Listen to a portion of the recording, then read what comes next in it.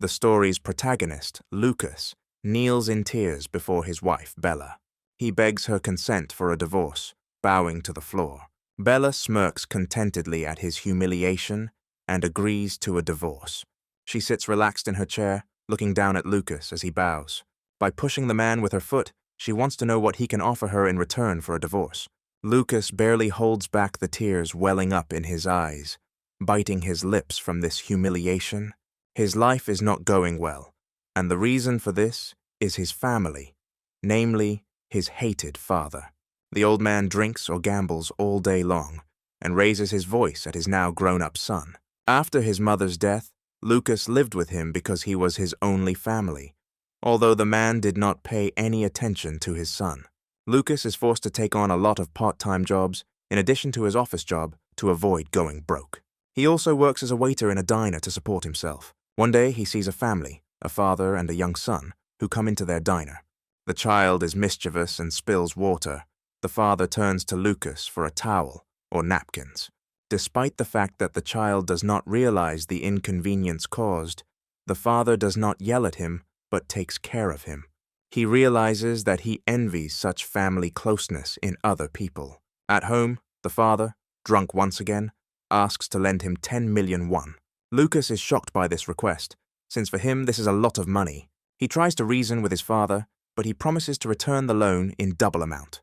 He talks about a new currency that is coming out that is going to change the future completely, and that he wants to invest in. Lucas replies that hard-earned money is more important to him than a dubious chance to make money. The father does not want to hear any excuses. He admits that he has always been hopeless, drank and raised his hand against his son. However, now he asks Lucas for another chance to change. The father asks for this so desperately that tears come to his eyes. Lucas is annoyed, but he cannot refuse his father and eventually agrees to his request. But he wants too much to save their family, to try to make it normal. He wants to trust his father one last time and lends him money. He actively thanks Lucas, hugs him, and promises that his son will not regret it.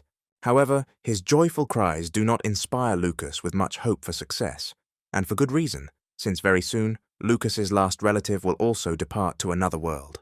He holds his father's funeral, and thoughts about the currency he bought fade into the background. Lucas's father died in a car crash. Experts say he lost control of his car due to rain and died at the scene. Lucas feels sad about losing his last family member, but at the same time he feels liberated. With mixed feelings, he spends his leisure time drinking, just as his father had done not long ago. Left alone, he reflects on the strangeness of his life. On the television, he watches while having dinner. An interview with a young man is shown. Despite his young age, he has already achieved great success and works in the investment sector. Lucas wonders if this big success is buying a house or something else. However, it turns out that it involves large assets amounting to 4 billion Korean won, which makes Lucas cough. The host asks the young man what he invested in, and he reveals that he chose Bitcoin, the very currency Lucas's father spoke of. Lucas puts two and two together and realizes that the man on screen got rich doing something he didn't believe in. He looks at his phone lying on the table, wanting to make sure he heard everything correctly, and loads up his online wallet. The host reflects on how profitable it would be to invest in Bitcoin at the very beginning of its journey. The interviewee is sure that no one expected such a rapid increase in price, but if someone had invested in it at the time Lucas's father did, his investment would have grown 2,500 times. Lucas has a huge sum of money in his account, and he almost loses consciousness, unable to believe what he sees. The rise in the price of Bitcoin has driven many around the world crazy, and Lucas feels like he is barely holding on. He has 25 billion won in his account, which is 2,500 times more than his initial investment. Lucas spends the entire evening in shock, constantly checking his online wallet. To clear his head, Lucas rides his bike outside, despite the chilly weather. Even after some time, he still can't believe that he has more than 20 billion in his account. At home, he can't stop checking the market price, which is changing at an incredible speed, so he decided to change the environment. The amount in his account increased by several hundred million overnight. Lucas can't decide whether he should sell his assets now, because he already has a huge amount of money. He returns to his dilapidated home, torn apart by contradictions. He reflects that since he has been frugal all his life, he will be able to be patient. But curiosity is stronger than him, and Lucas decides to check his savings once again. He prays in disbelief, covered in sweat, because the amount changes once again. During the time he went to clear his head, his assets increased by another $2 million, meaning he now has 2 billion won. Despite his increased wealth, Lucas still goes to work in the office. The head of the department to which the hero belongs is thinking at a meeting about the company's potential clients. Company employees discuss the possible risks of collaborating with a clinic located in Busan. The department head assumes that someone from the group will need to be sent to Busan on a business trip. Apart from Lucas, no one takes the initiative in this matter. Everyone looks away. The department head tries to find out if Lucas is sure because he looks very tired, but he just spends all his time studying his assets, so Lucas says everything is fine. The head of the department decides that Lucas needs another person to help him. Then Sue, one of the most beautiful and popular girls in the company, volunteers to go with the hero to Busan. Lucas's colleagues look at her, dreaming of spending time together. Other male employees immediately start shouting that they also want to go on a business trip. But the boss decides that 2 people are enough, and Lucas and Sue will go to Busan. The heroes set off by car to their destination to resolve business issues. Sue says she enjoys driving the car her brother sold her last year. Busan is Sue's hometown, and if before she often went home, now she has a lot of work and sports on weekends, so there is no time. They chat for a while, and Lucas wonders what he should do with his life, now that he has a lot of money. The journey is leisurely, and there is pleasant conversation between Lucas and Sue. When they stop to take a break from the road, Lucas buys the girl a coffee. He is surprised that his colleagues are so eager to discuss work-related issues with Sue, and she thanks Lucas for his help. Sue shifts uncomfortably and looks away, her cheeks flushing. Finally making up her mind, she approaches Lucas to see if he wants to go shopping with her that evening. Sue hasn't been shopping for a long time, and she still has something to talk about. Lucas considers her offer, but decides that a distraction would be nice. So he agrees, and later, the 2 of them go shopping. The first thing they do is head to a clothing store and look at business suits. Lucas, who is no longer used to going to stores, does not understand why he cannot order the same thing online, but at a better price. Sue suddenly offers Lucas help in choosing and buying a suit, and he is surprised by such an offer. The clothes are a kind of bribe, because the girl has an awkward request. Lucas has enough money for shopping, so he demands that Sue stop delaying the awkward conversation. Blushing furiously, Sue searches for words, and finally asks Lucas to act as her boyfriend in front of her parents. He is stunned, but Sue explains that her younger sister already has a partner, and her parents are pushing Sue into a relationship. Blushing at such an unexpected request, Lucas tries to comprehend it, but he still agrees to help his colleague, and in the evening they go to a restaurant. Sue's parents are very happy to meet their daughter's chosen one. They are polite to Lucas, make jokes, and try to please him. They wonder if the heroes work for the same company, and Lucas confirms this. Sue's mother is curious about how they became friends, and Lucas then explains that they bonded when he taught the girl the basics of their job. The parents are satisfied with this answer, and they continue their peaceful meal. Lucas, however, recalls a completely different emotional dinner with his ex-wife's relatives. They were negative and aggressive towards him, raising their voices. They also asked a lot of questions about the hero's parents, who had already died by that time. By bombarding him with questions about money and real estate, they pressured Lucas that after the wedding he would be obliged to help them with money. Lucas felt a terrible pressure and contempt towards him from them. Nobody cared about Lucas's own opinion, and he failed to impress his ex-wife's relatives. Sue's parents welcomed him warmly and kindly and made him feel at peace. The girl's mother asks if Lucas liked the food, and he enthusiastically praises it. The experience he shares during his fake date with Sue is completely different from what he had already experienced in his previous marriage. After the date, they said a warm goodbye to Sue's parents, who were pleased with the meeting. The girl's mother subtly hints to her that she doesn't have to return home to spend the night. Lucas reflects that it was only the money that kept him from feeling awkward that evening, as his ex-wife had trampled his confidence. Mama Sue, laughing at the girl and her chosen one, asks them to give birth to a granddaughter for them first. Lucas sweats in embarrassment at the warm welcome. He hears Sue's parents reasoning that he is quite good for their daughter. After meeting the parents, Lucas and Sue go for a walk along the beach. Sue sheepishly bows before Lucas and begs for forgiveness. She feels very awkward about this evening, but Lucas immediately tries to calm her down. The girl replies that she saw his tense expression on his face due to bad memories from her parents' questions. Lucas realizes that Sue knows about his previous marriage and rushes to reassure her. His parents were kind to him, and the food was delicious, so he wasn't offended. But since the girl still regrets it, he suggests that she smooth things over with a walk to interesting places. Sue immediately begins to think about how to plan the best route. She is so immersed in her thoughts that she walks ahead of Lucas, and he calls her to slow down. However, he understands that Sue is simply very interested in the task she has received, and exhales with a laugh. Sue's mother's words about her being very stubborn are proven true. Suddenly, Sue's eyes turn to something on the beach, and she has an idea. She shows Lucas the place where she wants to take him. Looking at the place, Lucas feels awkward and chuckles nervously. Sue's interest turns to the fortune-teller's tent, located nearby on the beach.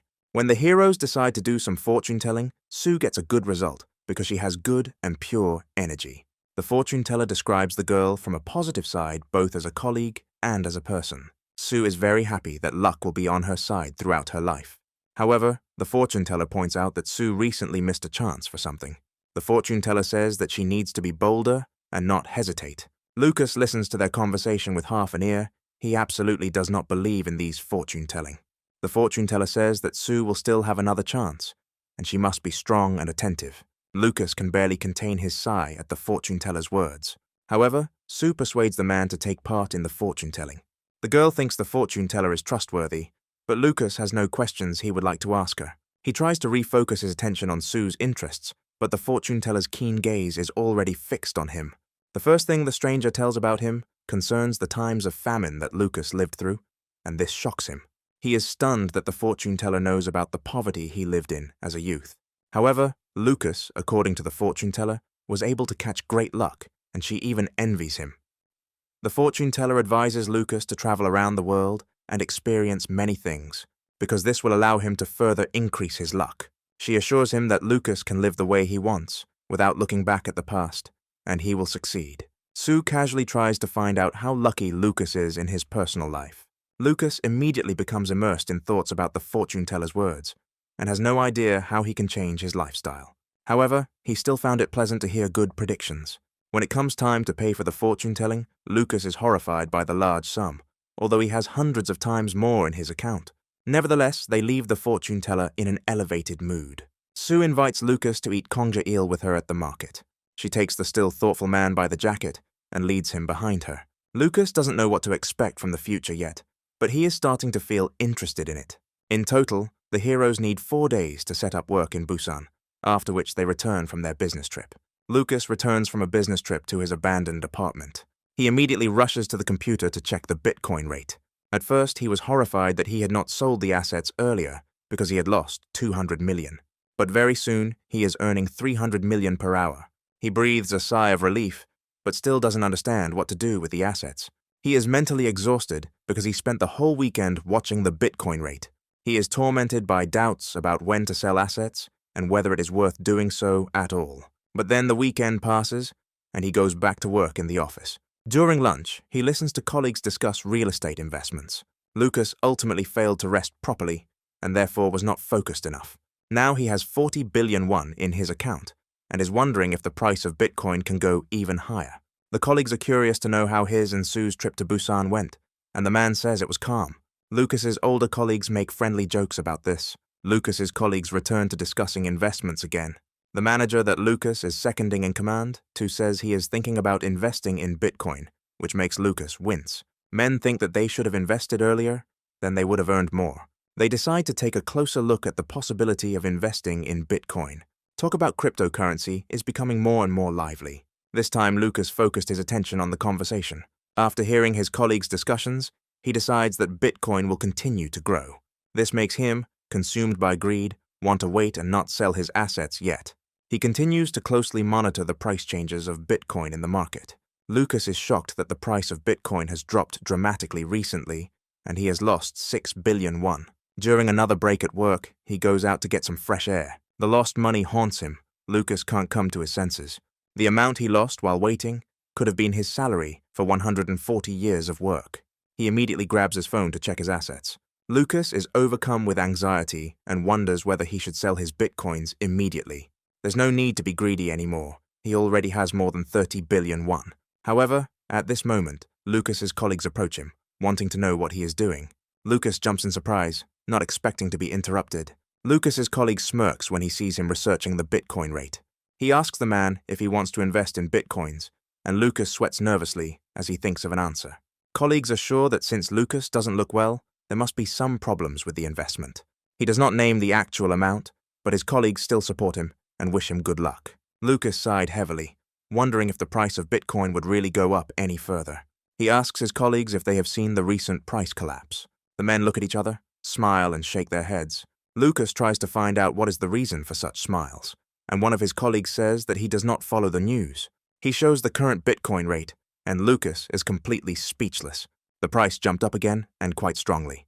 He even starts to cry from relief, and his colleagues courageously support Lucas. They convince us that the real takeoff is just beginning. It turns out that one of them bought Bitcoins, and has already earned more than 1,000,000 won. However, Lucas is still terrified of falling again. The men's confidence, however, gives him hope that perhaps he can wait a little longer. And literally, the next day, there's a sharp jump in the price of Bitcoin. This is shaking the world community, and everyone is talking about nothing but cryptocurrency. Bitcoin is becoming a store of value superior to gold. And now, on yet another day, the price of Bitcoin reaches an exorbitant figure. As a result, Lucas's current assets exceed 100 billion won. When a man sees the final amount, he starts to get hysterical. His heart is beating wildly, he is sweating, and he cannot breathe normally. So all Lucas can do is try to breathe calmly and cry. The man forces himself to calm down, reminds himself that it is not his money until he sells his assets.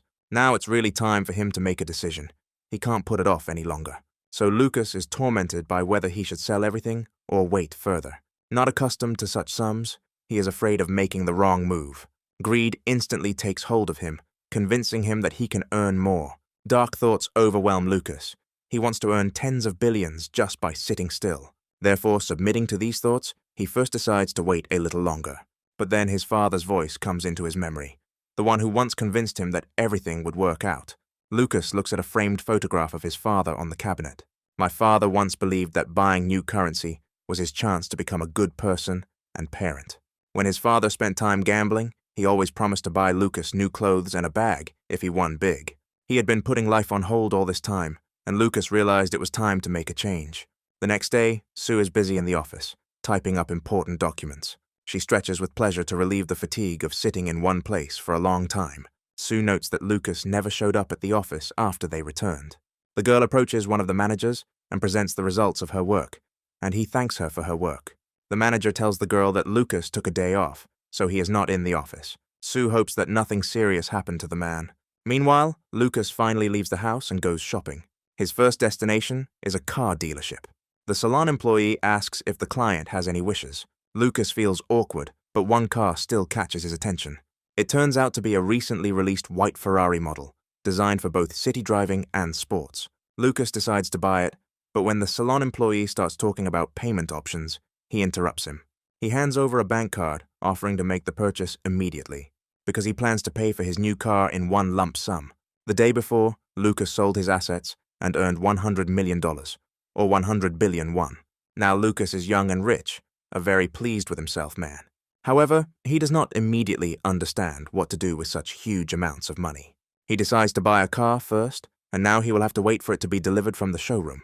Having spent a huge amount of money by the old standards, Lucas leaves the salon. He belatedly panics at the fact that he has spent almost 500 million won. Nevertheless, he took the first step towards pleasant and important spending.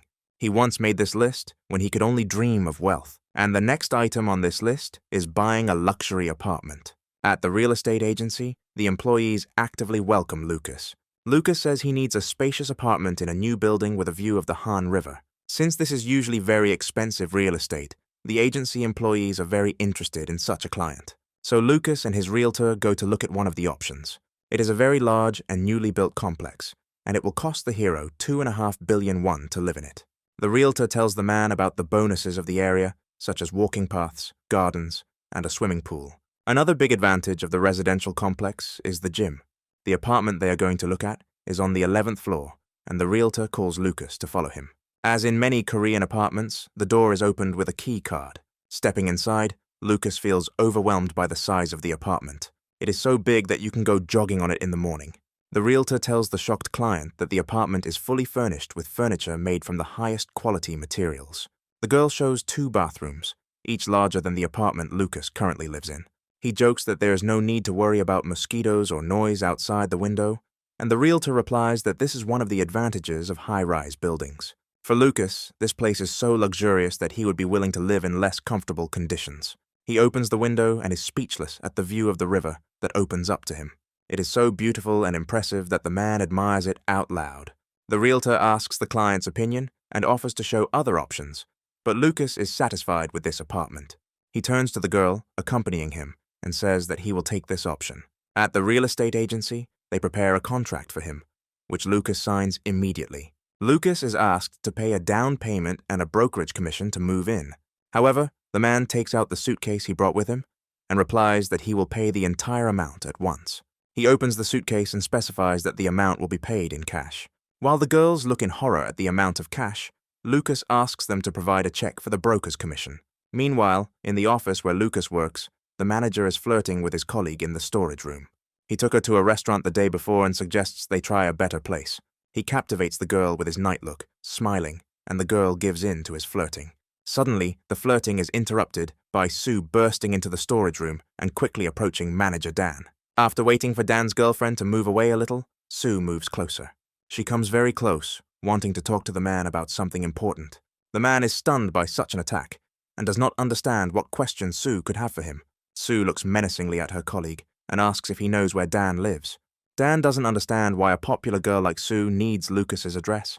The girl replies that she wants to visit him because she's worried about Lucas's long absence from work. Dan can't help but wonder if Sue is so worried about all of her colleagues. However, he also doesn't know where Lucas lives, but he can call him and ask.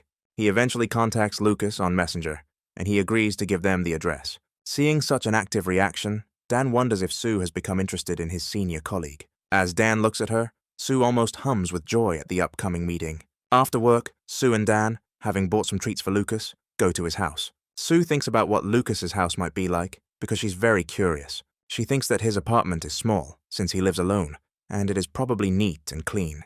Dan is also trying to imagine what Lucas's apartment is like. He thinks it's minimalist because he still lives where he lived before they got married. They arrive in the area where Lucas lives, and it doesn't look like what they expected. Once inside the apartment, Dan and Sue recoil in shock and horror. Lucas thanks them for coming and apologizes for having to use the excuse of feeling unwell at work. The apartment they find themselves in turns out to be dirtier and more musty than Dan and Sue thought. However, Lucas is not worried about the fact that it is not tidy as he is preparing to move. Dan winces in horror as the apartment looks more like a warehouse than a home and stinks badly. Lucas explains that it has nothing to do with the house, but rather that there is a sewer leak nearby. Sue touches the wall with her fingers, which is heavily covered in black mold. Tears well up in the girl's eyes at the thought that he had lived in such an apartment alone all this time. Dan watches surreptitiously as Sue trembles with emotion.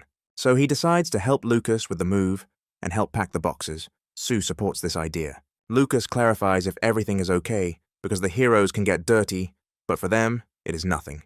The hero is grateful to his colleagues for their concern and help. They walk out into the parking lot, and Dan looks at one of the cars in surprise. Of course, his attention is focused on the latest Ferrari model. He doesn't understand what such a luxurious car is doing in this place. Dan thinks he'd like to take a closer look at her, but he feels awkward in front of his colleagues. Lucas, noticing his interest, calmly approaches the Ferrari and offers to put the boxes in it.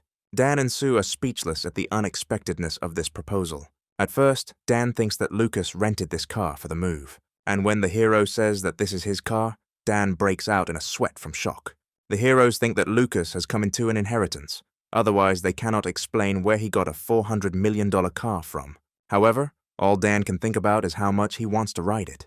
Lucas invites his assistants to look at the apartment they are moving to.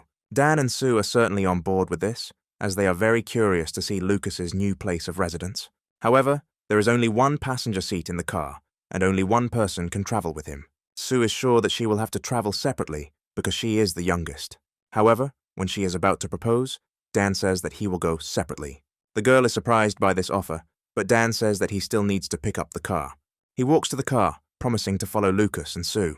However, he cries because he also wants to ride in a Ferrari, and he made this decision in order to give Sue time with someone she likes. Lucas turns to Sue, saying that this is the first time they've been alone since their trip to Busan. Sue reveals that her parents have identified Lucas as the man she plans to marry soon. In response, Lucas teases the girl whether he should play the role of her husband, which makes Sue blush. Sue is a little hesitant, not knowing how to broach the subject that worries her. Lucas watches her awkward attempts and chuckles good-naturedly. The girl waves her hand, not wanting to ruin the moment with awkward questions, although she is very curious to know more about Lucas's ex-wife. The man thanks her for the sensitivity and care that she and Dan show by not asking difficult questions and being patient. Flushing, Sue replies that she will definitely ask questions when Lucas is ready. She tries to find out where he is moving, but Lucas wants to keep the intrigue. At this time, a telephone conversation takes place between the director of the company and an unknown woman. She says that she is sorting through old things, and she is looking at photographs. One of these photographs shows Maria and Lucas during their wedding. The woman's fingers squeeze the photograph aggressively, crumpling it. The girl speaking on the phone turns out to be Maria herself, Lucas's ex-wife. It's been 6 months since the divorce, and she decides to return to work in the office where Lucas works. Lucas's new car races through the streets, sparkling with its cleanliness and well-groomed appearance. It's led by Dan, who Lucas allowed to do this, and he's so happy he's crying.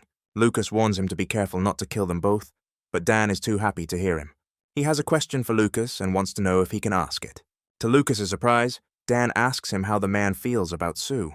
Lucas doesn't understand why his colleague is asking such sudden questions, but Dan says he's just curious. Lucas doesn't see anything fishy in the question and considers what he can say. He reflects on how Sue is kind, capable and caring, and overall, a good girl. Dan tries to find out if that's all, but Lucas doesn't know what else his colleague wants to hear. At work, during a break, senior colleagues pounce on him with questions about his new car. Everyone noticed the Ferrari in the parking lot and assumed that Lucas had gotten rich from investments. Lucas says he increased his capital by reinvesting his earnings and mortgaging his property. Lucas's colleagues, on the contrary, lost part of their funds on bitcoins. That's why they turn to Lucas for advice as a more successful investor. The men are confident that Lucas is well-versed in investment matters and is making new plans. However, Lucas doesn't know what to tell them, whether to make up a legend or tell the whole truth.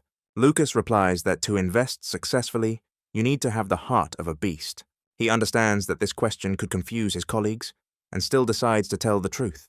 However, colleagues understand the advice in their own way, deciding that psychology is important in this matter, not technology. The manager asks if Lucas invests in other types of cryptocurrencies, and the man says he has invested in 2 more. After purchasing a house and a car, he reinvested the rest of his assets into cryptocurrency. However, he is afraid to give advice, lest he be held responsible for the outcome. Lucas's cryptocurrencies of choice were Ripple and Ethereum. They are brand new, so his colleagues were curious about the reason for this choice, and Lucas says he thinks they are reliable. Ripple supports international transactions between banks, and Ethereum supports transactions using blockchain technology. Lucas believes that these are the cryptocurrencies that will attract the attention of the media and investors. Lucas has really done some serious research into new cryptocurrencies. At this time, Sue is tidying herself up in the ladies' room. When she thinks about Lucas, she hears other girls talking. They discuss gossip about Lucas and the Ferrari he bought. No one believes that he is so rich. Sue is not surprised that rumors have already spread throughout the company. One of the girls claims that Lucas took out loans to buy the car, and many also discuss that he gambles and likes to drink. One of the girls is disappointed. She had no idea that Lucas was such an unworthy person. Sue, not wanting to hear any more of Lucas's slander, approaches the girls. They sweat from Sue's abrupt interruption of their conversation. Sue is surrounded by a dark and threatening energy, and she really wants to know who is spreading such rumors about Lucas. At this time, Lucas's ex-wife comes to the office where he works. Maria tries to find out from the manager, who recognizes her, where Lucas is. The man tries to discourage her and says that Maria's ex-husband is not there. He offers to pass messages to Lucas if the girl wants. But then Lucas enters the office with boxes full of documents. It wobbles slightly, and the boxes are leaning dangerously, threatening to fall. Maria holds the boxes that are ready to collapse, and Lucas thanks her, and then he realizes who helped him. He recognizes the woman in front of him and feels the first wave of panic. Maria warns Lucas to be careful in the office. She wants to know how her ex-husband is doing, but Lucas doesn't believe the woman for a second. Memories of their honeymoon come flooding back to his mind. Then Maria scolded him for a long time for booking the wrong hotel, one that was unsuitable for her. Lucas tries to justify himself by saying that he chose this hotel based on reviews from other guests, but the girl is still unhappy. Maria does not want to listen to him. Throughout their marriage, the girl humiliated him and made him guilty of everything, convincing him that she had shown him a favor with their marriage. That's why Maria is sure that she still has such power over her ex-husband. However, Lucas is not the same as before, even if their meeting did throw him off balance for a while. Maria says that she wants to give him some documents, and the man sighs long and heavily. And then he puts the boxes on the floor with a loud bang, which makes Maria flinch. Colleagues turn to look at them, trying to understand what is happening. Looking calmly into Maria's eyes, as he never did before, Lucas takes the documents from her. And then he leaves, pretending that this meeting did not bother him at all.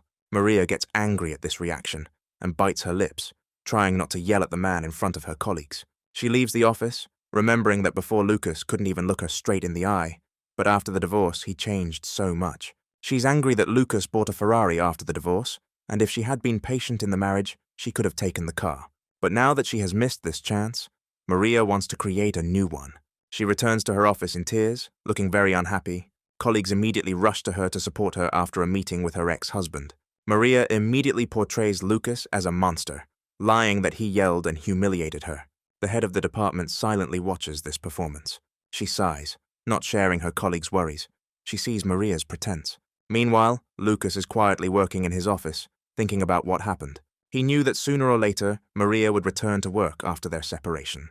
He wondered how he would feel if he met the girl again, but it turned out not to be that bad. The manager comes up behind him and asks if Lucas is sure everything is okay. He calls the younger one to the roof, where his colleague immediately attacks him with hugs. He thanks Lucas for the advice that allowed him to make good profits. Lucas doesn't understand the reason, and his colleague suggests checking the quotes. It turns out that Ripple has grown by 70% in price this morning. Lucas wonders how much money he now has uncounted, and he tries to count. It turns out that Lucas's assets already amount to $98 million. Colleagues, having invested in Ripple, earn several of their annual salaries. The manager thanks Lucas for everything he has done for them, but Lucas believes that it is their own responsibility. Colleagues are trying to find out how much he himself invested in Ripple. Lucas decides not to tell the truth, but to make up something credible, so he says that he invested $1 billion each in Ripple and Ethereum. Everyone is surprised at how much Lucas has invested and earned from it. The hero refuses to give advice because investing is a personal responsibility. However, he himself says that he will not sell Ripple for now, but will wait a little longer. Rumors that Lucas has hit the jackpot with cryptocurrency quickly spread throughout the company. Lucas's success at such a young age is the talk of the office. People also talk about Lucas's colleagues following his example and investing successfully. However, recently, someone has been spreading bad rumors that he beat his ex-wife and took money from her. Maria overhears her ex's colleagues deciding that someone is spreading bad rumors specifically to defame Lucas. She is furious that her plan is failing, and people are defending Lucas instead of vilifying him. In her irritation, she almost gives away her presents and hurries away. All that remained where she had stood was a crumpled drink cup. It's lunchtime and the heroes go on break. Sue sits thoughtfully by the window in the cafe, looking out the window as if waiting for someone. The men present in the cafe stare at her and openly admire her. However, Sue looks very nervous and agitated. She turns pale. Dan appears in the cafe and calls the girl by name. He is carrying a tray with their drinks. He asks how long Sue waited, but she says she just arrived. Dan called her to this cafe to tell her something special about Lucas. Dan wants to ask her a question first and then discuss the rest. He asks Sue what she thinks about recent rumors about Lucas's gambling addiction and cruelty to his wife. Sue exclaims sharply that all these rumors are ridiculous and she does not believe them at all. Someone is spreading them maliciously. This answer satisfied Dan, and he decides to ask the girl something else. Finally, Dan asks Sue if she is in love with Lucas. This makes Sue blush deeply and become speechless with embarrassment. She screams and stutters, trying to dissuade Dan from his words. Dan chuckles and asks the girl not to pretend. He understands everything and wants to help.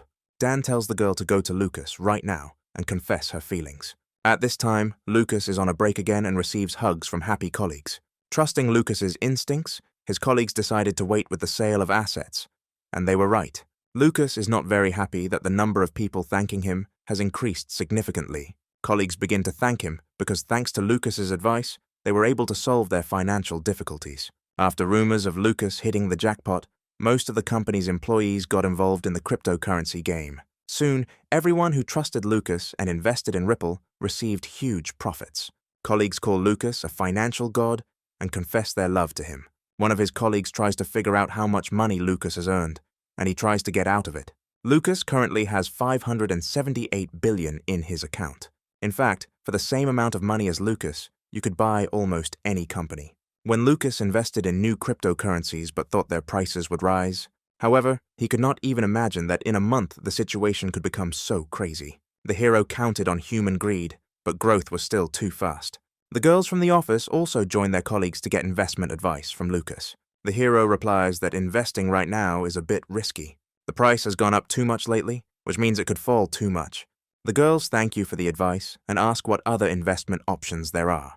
Maria is furious about the active attention paid to her ex-husband. Out of frustration, she locks herself in the restroom and kicks the trash can. Maria is angry that everyone's praising someone she considers a fool. The girl's pride is hurt, and she comes up with a plan to use Lucas. She wants to destroy Lucas's reputation and take over his money. Lucas calmly studies the chats on his phone and sees that everyone is also discussing cryptocurrency. However, suddenly he receives a notification that shocks him. Maria writes to him, asking how things are, as if nothing happened between them, writes that she was wrong, and then invites her on a date. Lucas wants to delete the useless correspondence, but then Sue calls him. He immediately picks up the phone quickly, interested in the reason for the call. Sue, worried, says that nothing special happened. She sits at home in her pajamas, hugging a stuffed animal, and replies that she just wanted to talk to Lucas. He asks if Sue herself is resting, and the girl says that she recently returned from training. Lucas plans to go shopping the next day because he threw out his old furniture. Sue is very keen to join him on this shopping trip. The man hesitates to answer, which makes his colleague worry. However, after just a few seconds, he makes an appointment with her during the day at the shopping center. They say goodnight to each other, and then Sue screams into her pillow in delight, trying to come to her senses. At the wrong time, the girl's memory flashes back to her conversation with Dan and how he pushed her to confess. Sue isn't sure she can do it, but she wants to try her best. The next day comes, and Lucas rushes to the mall. He arrives early enough that it makes him sigh heavily. He is already thinking about waiting for Sue in some cafe, but suddenly Sue calls out to him. She also arrives early, in such a hurry to see Lucas. She literally beams with joy, and men turn to look at her. Lucas notices that the girl calls him informally at work, and he gives permission for this, after which Sue calls him to go inside the shopping center. The girl secretly watches her companion, and admires him. She is happy that Lucas agreed to take her with him for a walk. The two of them go to the mall to do the shopping that Lucas had planned. At this time, the forgotten Maria is waiting for Lucas in the cafe, and is furious that he is late, although he did not plan to come at all. There are a lot of people in the shopping center, and the employees greet Lucas and Sue politely when they arrive. The girl notes that this is the first time she has been alone with him, outside of work. She imagines that it could be a date with Lucas. Suddenly, Lucas draws the girl's attention to something, inviting her to look. A man chooses new blankets for himself, and finds a very soft one.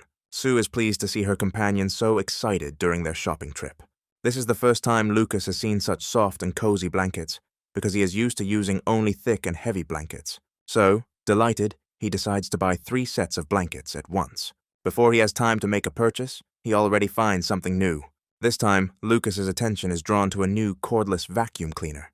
Then there is a refrigerator, in the door of which there is a touch screen. The washer and dryer are also an important interior element in Lucas's new home. The hero's attention is also drawn to the sofa, the angle of which can be adjusted. For the first time in his life, Lucas spends money without thinking, and it makes him happy. The man admits that the mall is an interesting place when you're rich. Lucas feels like he enabled a cheat code in a game when he was a kid. The hero decides to ask Sue if she finds it boring to go shopping with him, but the girl is delighted. However, besides the fun, Sue feels a lot of strange feelings, mainly because Dan said that she had to confess her feelings to Lucas. The girl realizes that she really can't hesitate forever. She wants to try to tell Lucas everything, but when she starts to confess, Lucas interrupts her. They shudder with embarrassment and look into each other's eyes. Sue offers to let the man speak first, but Lucas cedes the right to her. However, the girl still persuades him to speak first. What Lucas said makes Sue stare at him in surprise. She even asks again if Lucas really meant what he said. All this time, Maria, who was sitting in the cafe waiting for Lucas, clenches her fists in rage because he did not come to the meeting. During another break, during the working day in the office, employees rejoice at the growth of the ripple rate. The men loudly encourage themselves and each other. Lucas's company is looking at this from the outside, noting that there are even more people investing in cryptocurrency. One of the shouters is a man who previously derided cryptocurrency as a form of gambling. However, In addition to the rise in the price of Ripple, the price of Ethereum is also rising, so Lucas is very happy. The man thinks that the huge profits from cryptocurrency can turn even those who criticized it into fanatics. Greed, according to Lucas, unites people, but no one knows the result. In a lucky moment, investments can bring huge profits, but if the price falls, a person may lose everything down to the last one. And when losses begin, you find yourself in a personal hell. Lucas admits that he is no exception, and he too has to obey these rules. His father also taught him that winning at the gaming table does not mean getting money, but you can receive money at a completely different time. Lucas believes that you need to overcome greed and wake up because you get money when you get up from the gaming table. In work chats, they discuss investments and thank Lucas for valuable advice, and this infuriates his colleague Jack, who has long considered cryptocurrency an unworthy business. He thinks that Lucas was just lucky and that he doesn't really understand anything. Jack believes that he is the only one doing real investing. He is happy that he earned 100 million won in a month and believes that his life will soon turn around. The man dreams of buying a luxury apartment with a view of the Han River and a sports car. Jack also wants to marry Sue, with whom he has long been in love. In the chat, Lucas makes an important announcement regarding cryptocurrency. He says that he is going to sell everything. A senior colleague thinks this is stupid, because Lucas could earn much more. Jack aggressively types messages in the chat, saying that what Lucas said is complete nonsense, and that no one should sell cryptocurrency now. He believes that if Lucas decides to pass up such an opportunity, he is a complete amateur.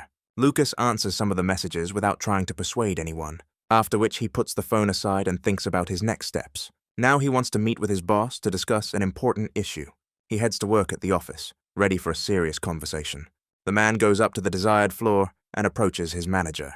He asks if the manager has a minute to talk. The manager notices the bundle of papers in Lucas's hands. He understands that Lucas wants to tell him something really important. He sighed heavily and thought that the conversation would be about resignation. So he calls Lucas to go somewhere else, to the roof, where they usually spend their breaks. The manager happily congratulates Lucas on his increased wealth. After all, Lucas was already rich, and now he was supposed to become even richer, and the manager himself earned enough money to drink for the rest of his life. He decides to push Lucas to talk about what's bothering him. Lucas clutches the application papers in his hands, nervous to start the conversation. The manager doesn't want to say goodbye to a good employee who also gives good advice. Lucas asks for a 2-week vacation and asks if it is possible to take it. The news that Lucas has a leave application in his hands and not a resignation letter pleases the manager. The manager thought that since Lucas had earned so much, he could already retire. But the hero himself is not ready for this yet. He didn't even think about quitting. He recalls meeting Sue and telling her that he was planning to go to the States for about 2 weeks.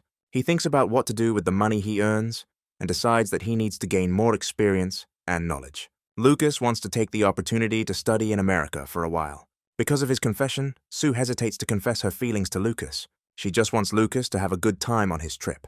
The manager agrees to sign Lucas's vacation papers. Lucas asks his older colleague if he can continue living like this. He made a lot of money on cryptocurrency, but doesn't know what to do next. He doesn't have a hobby or a dream because he didn't have time to think about such things before. Lucas realizes that he has always envied people who have a dream. For those who have professionally performed singing on stage and enjoyed music. For those who have been involved in sports since their youth and built their careers on it. To those who spent their time painting, because these people had dreams and passion that he did not have. The manager says that not all people can have a dream, and not having a dream is just as normal as being an ordinary person. Lucas had never thought about it, and didn't know that it could be normal.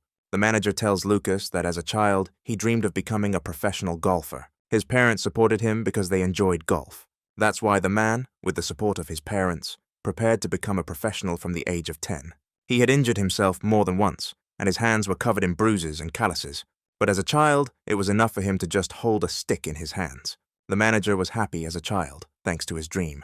However, soon enough he found out what was behind his dream. He learned that a lot of money was spent on tuition and field fees, which was ruining our family.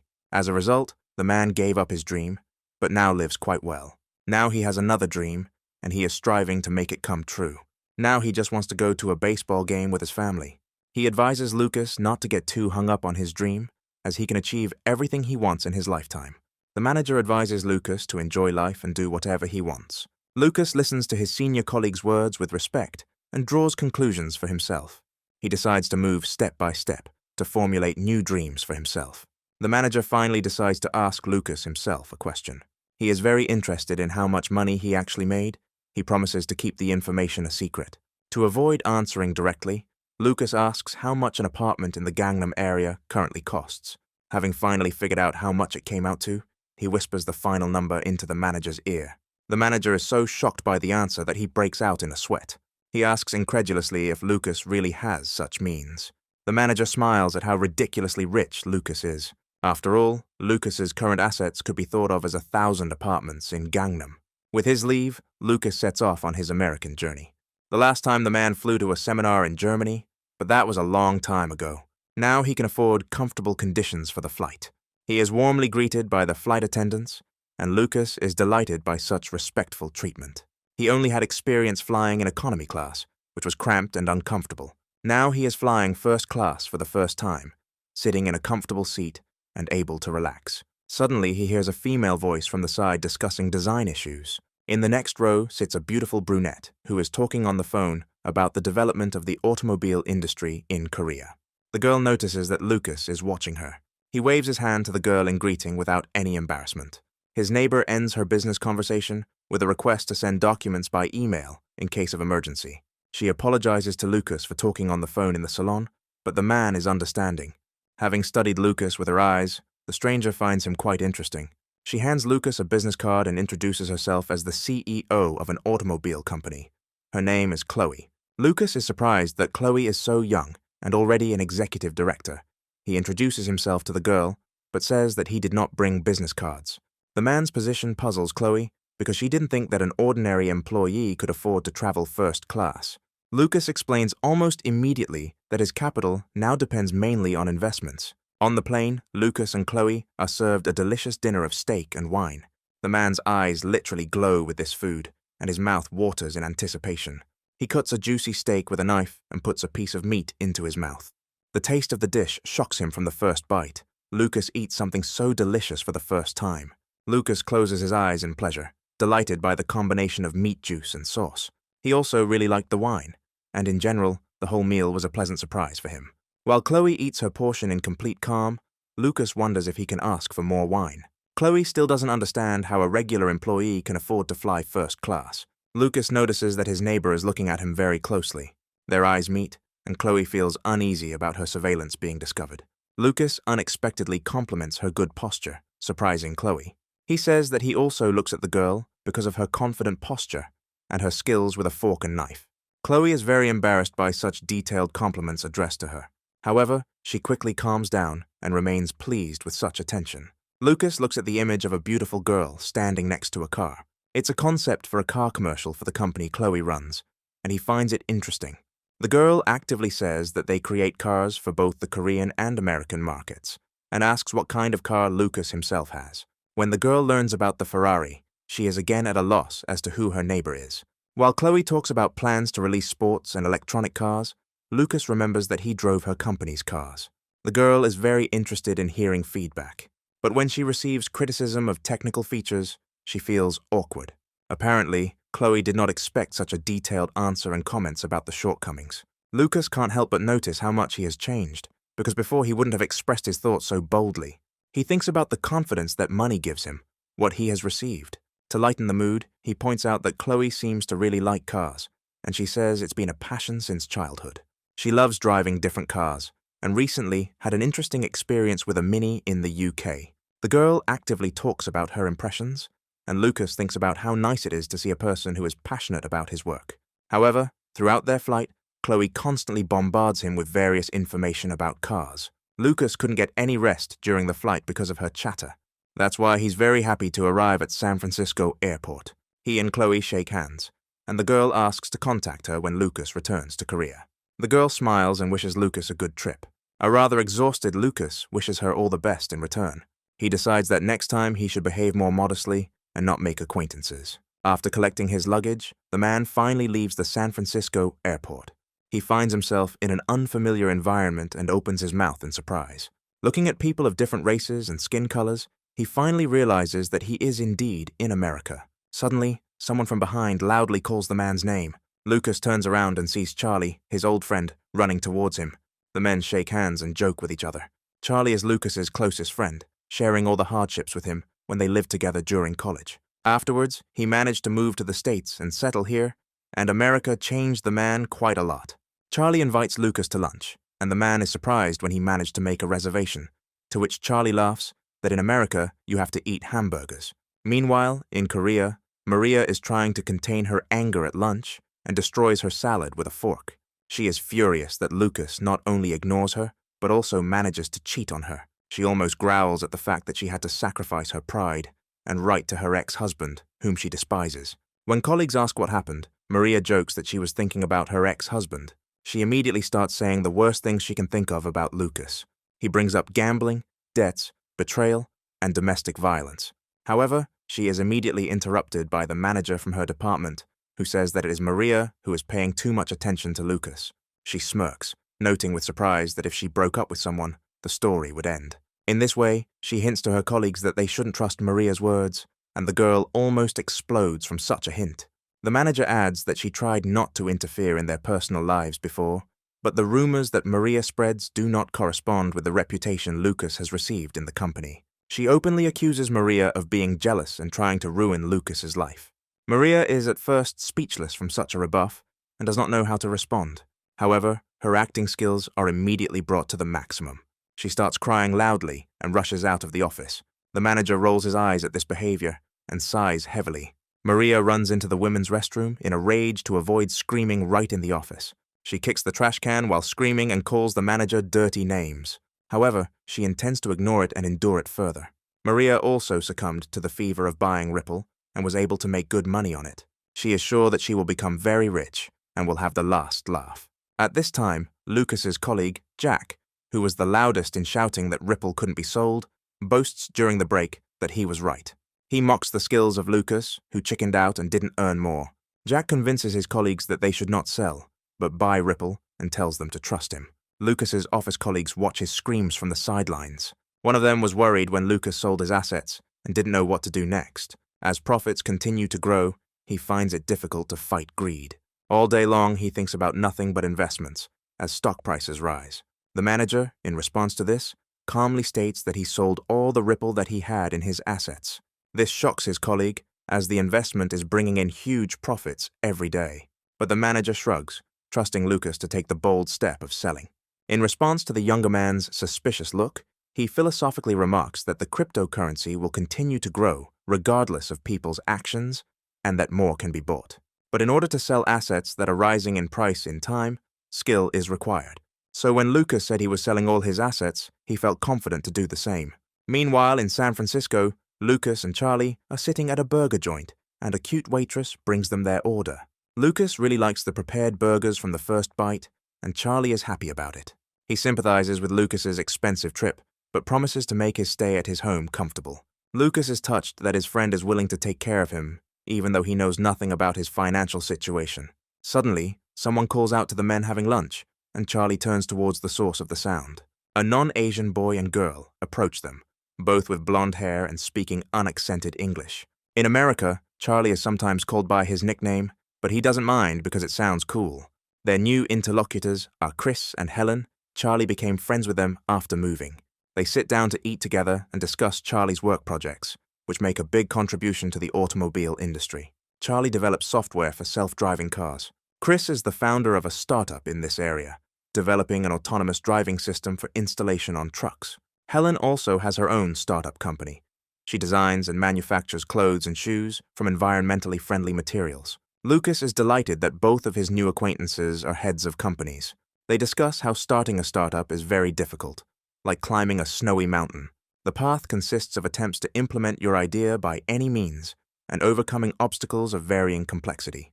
But the moment the idea comes to fruition, you feel that it was all worth it. Lucas admits that he respects Chris and Helen very much for such courage.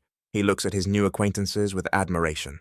Chris replies that ideas are good, but they require talented people like Charlie to implement them, since his programming skills allow him to implement any idea. However, he immediately makes fun of his friend, noting his great love for hamburgers. Watching their verbal spat, Lucas notes with satisfaction that it was only after arriving in America that he was able to meet the founders of his companies. He already feels that his trip to the States was fully justified by such an interesting experience. In the evening, they arrive at the apartment where Charlie lives. It is located in an ordinary apartment building. It is quite clean and well furnished, which Lucas did not expect. He learns that the rent for such a house is about 4 million won, or a little over $3,000. Charlie explains that real estate in the US is more expensive than in Korea, with real estate in San Francisco particularly expensive. He opens the refrigerator and throws a can of beer at his friend. Charlie thinks they should rinse their mouths after eating and discuss Lucas's travel plans. Charlie knows his friend too well to understand that Lucas would not have come to the States just like that. Lucas smiles contentedly, glad that his friend still understands him well. Sipping one can of beer after another, the men discuss what has happened during the years of their separation. Charlie is very happy about Lucas's divorce from Maria, whom he never liked. Lucas regrets going through the experience, but Charlie notes that it toughened the man up. However, Charlie is glad that his friend has become more confident and healed thanks to successful investments. He says that in America, many have hit the jackpot on cryptocurrency, and some are even creating it themselves to get rich. Charlie suggests that Lucas create his own cryptocurrency, and he is interested in this question. However, Lucas has another plan for now, and he asks Charlie for help. Charlie is interested in how he can support his old friend. Lucas's plan is to start his own company. Charlie believes that Lucas got this idea because he had too much to drink. However, Lucas became seriously interested in starting his own company after meeting Chris and Helen. To explain to his friend what the underground rocks might be, Charlie talks about 3 important components of startups. The first component is capital, that is, cash and other assets. The second component is a unique idea that would make the startup stand out in the market. And the third component is the abilities of the creator and representative of the startup. Even if a director has money and an idea, he can destroy a project without having the ability to manage. And vice versa, having the ability but not having the initial capital can lead to failure. Lucas ponders what qualities a CEO needs, whether they include professionalism, intelligence, energy. Charlie believes that running a company is not easy, and that if you have money, it is better to invest it. A friend's words make Lucas think about choosing a new life strategy. He decides to ask Charlie how to invest in companies correctly. After a detailed discussion of all the details, the next day, Lucas and Charlie set up a business meeting at a burger joint. It turns out that they invited Chris, whom Lucas recognized the day before. During the conversation, Chris learns that Lucas has decided to invest in his startup. The men laugh at the fact that choosing a burger joint as a place for a business meeting is definitely an original decision. They discuss Chris's startup, about which Lucas has gathered all the information he needs. It turns out that the company has high growth and technological capabilities, and therefore has already received an investment offer from a large Korean corporation. Chris tries to insist that they have a lot of offers, but Lucas thinks that he is actually hesitant. Such insight surprises the American, and he shudders at Lucas's words. Companies interested in Chris's startup demand good terms for themselves, but unfair ones for Chris.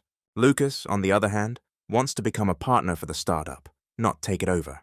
The initial offer to buy 10% of the shares for $500,000 shocks the American. In offering his investment terms, Lucas appears confident in his abilities.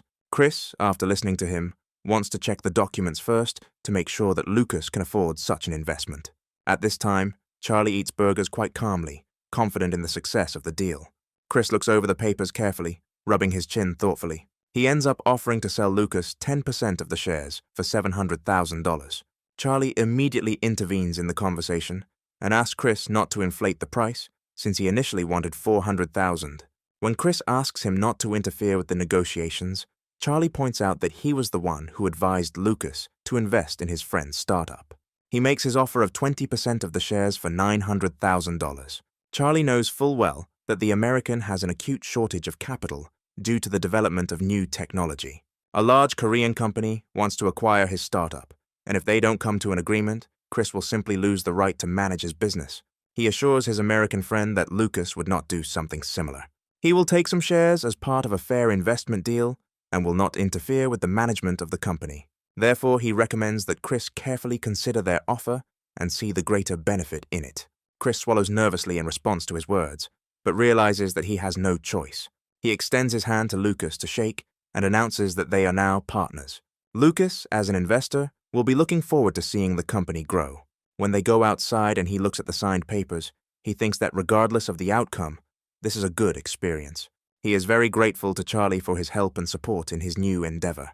Charlie's knowledge turned out to be much broader than he expected, and he has an excellent understanding of the internal workings of companies.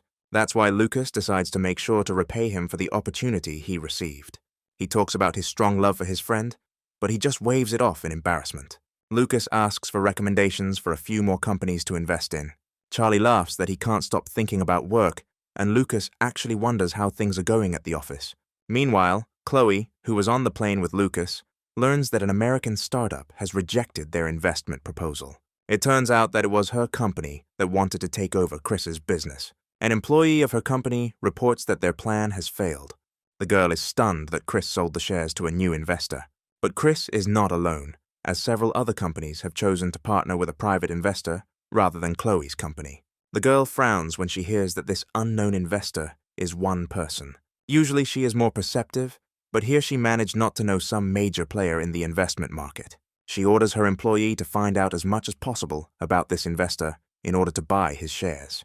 Now Chloe's goal is to find her competitor, but she doesn't yet suspect that it is Lucas. Meanwhile, all over the world, the price of Ripple begins to fall at an incredible rate. This drop is being actively discussed in Lucas's company work chats. Everyone is in a panic. Lucas's colleagues begin to blame Jack, who persuaded them to invest in Ripple, for their financial losses. Jack feels pressured by his colleagues to take responsibility. Many of the company's employees lost several million won in a week. Maria, who also suffered great losses, although she boasted so much that she was more successful than Lucas, watches this squabble in horror.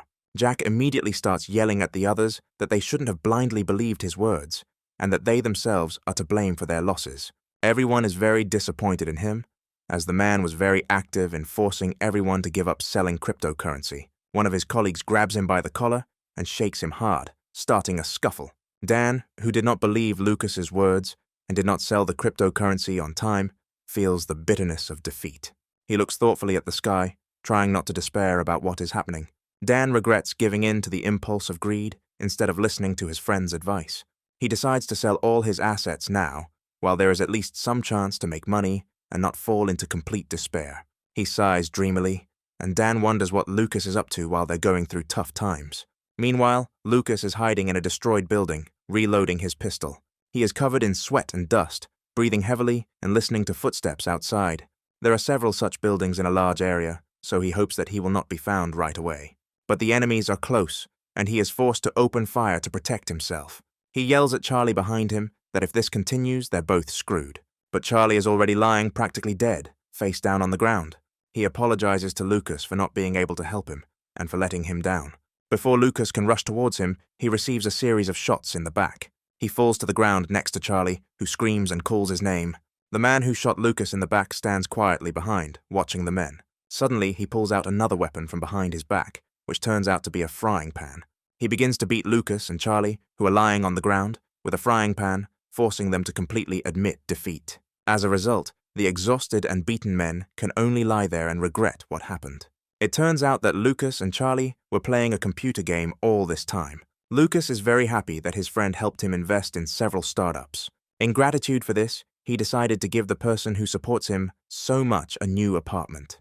At first, Charlie refused, insisting that he was not helping Lucas out of any self-interest. However, Lucas found a way to convince him and show his appreciation. He equipped the apartment he gave Charlie with the latest technology. It had a powerful computer, various gaming consoles and machines. Such an apartment could not fail to captivate a man at first sight. So Charlie accepted her on the condition that Lucas would continue to live with him. During another game, Lucas tells his friend that he is thinking about going on a trip to America. Charlie is surprised by the length of his friend's vacation, but it turns out that Lucas made a deal with his boss and extended it. Charlie doesn't usually get to travel, but he thinks Lucas's idea sounds interesting. Suddenly, an idea comes to his mind that he urgently wants to tell Lucas. He asks his friend to do him a favor, and Lucas agrees, without even knowing what it is. Smiling slyly, Charlie explains that his request is related to Lucas's journey. Lucas regrets agreeing to his friend's request from the very beginning. He was just planning to go on a trip to one of the cities, but now he has company, namely a lovely American woman. And Lucas can't relax on the bus, because Ellie uses him as a pillow. Ellie is the younger sister of Charlie's colleague, and it was he who asked to take the girl on the trip. She is 23 years old and just graduated from college. He asks his friend to take care of his companion, and Lucas is very embarrassed by this. He is distracted from thoughts of unexpected difficulties by Ellie's insistent voice. She leans against the window, very excited that they have reached their destination. That destination is sunny Los Angeles. Their company attracts a lot of attention, as the beautiful Ellie attracts people's attention. But Ellie's attention is captured by Lucas, who, like her, finds himself in Los Angeles for the first time. Ellie is very excited and looking forward to new experiences. Lucas is surprised by the girl's easy attitude towards traveling alone with a man. He decides that it is because Ellie is American. It is also possible that because the girl is younger than him, she may consider Lucas to be something like an uncle. Noticing that Lucas was deep in thought, Ellie actively waves her hand in front of his face. She calls the man's name loudly, forcing him to listen to her. The man is embarrassed that he didn't hear a word and apologizes to an irritated Ellie. The American woman says that since Lucas has no travel plans, they will follow her schedule. Lucas agrees to everything Ellie has come up with for the trip, and Ellie has already thought out a whole program with visits to a bunch of attractions. For example, they visit the Warner Brothers film studio and take a lot of photos in different locations. And of course, don't forget to head to the pier during sunset. After asking someone to take a photo of them, they pose together for a souvenir photo. After walking around for the day, Lucas and Ellie decide to have dinner at a restaurant. They order food and wine to go with it to celebrate their trip and raise their glasses in a toast. Ellie hopes that Lucas wasn't too embarrassed to take her along for company, and Lucas replies that he enjoyed spending time with the girl. He understands that he would not have been so active in exploring the sights alone. The young people discuss the purpose of Lucas's trip to America, and the man talks about his desire to expand his knowledge and get to know a new culture. Ellie says that she wanted to make good memories before starting work, which is why she planned the trip. The American studied hard and was able to find a job on Wall Street, and so she has one last chance to spend time carefree. Lucas is amazed that such a young girl has already managed to find a job on the world's main financial street. On the wave of such amazing discoveries, Lucas wants to drink another glass.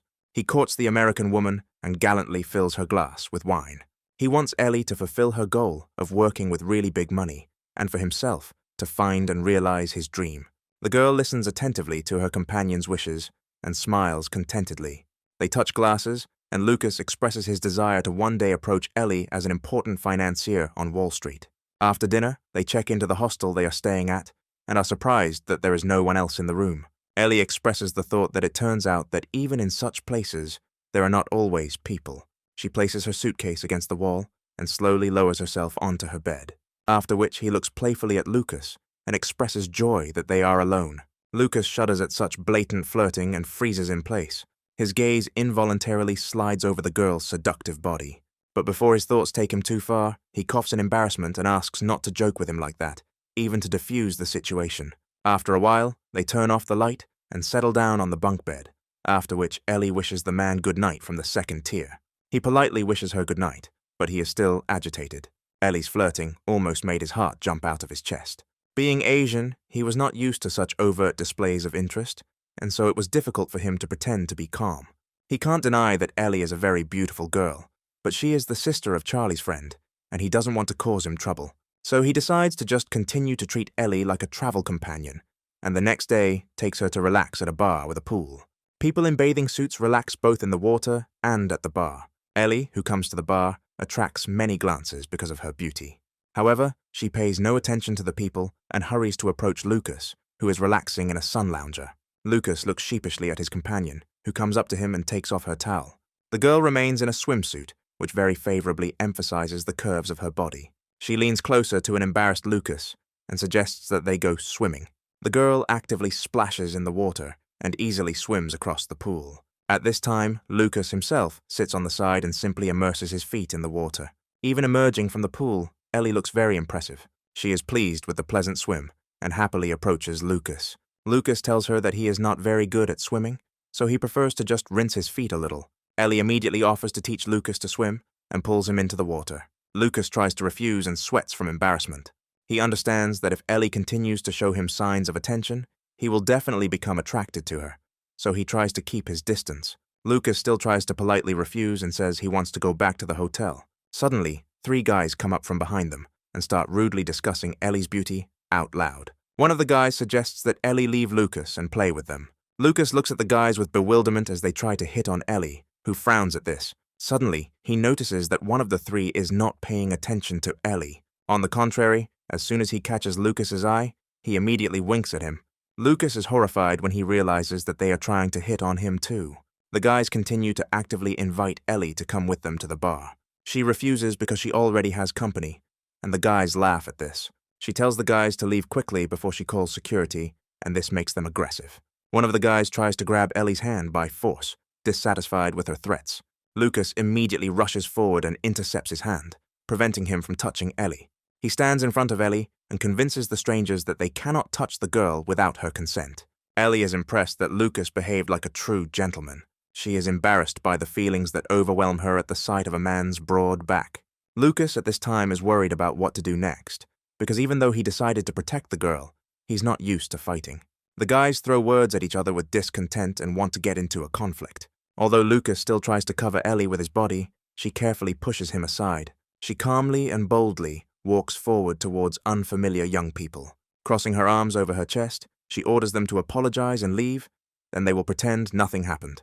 Guys don't understand why they should apologize if they didn't do anything wrong. Ellie is pleased with the answer, but the smile on her lips looks quite threatening. She immediately draws the attention of those who are pestering them to the man behind their backs. It turns out to be a local security guard. He reminds the guys that they have already been warned about harassing clients, which will result in them having to move out of the hotel. The security guard is joined by several more colleagues, and they quickly take the harasser away. On this occasion, Lucas and Ellie decide to have a cocktail at the bar. They are delighted with the bar and the taste of the drinks, which makes the bartender smile contentedly. They were given coupons for free drinks as compensation from the hotel. Lucas considers what happened a stroke of luck, and Ellie can't help but agree with him.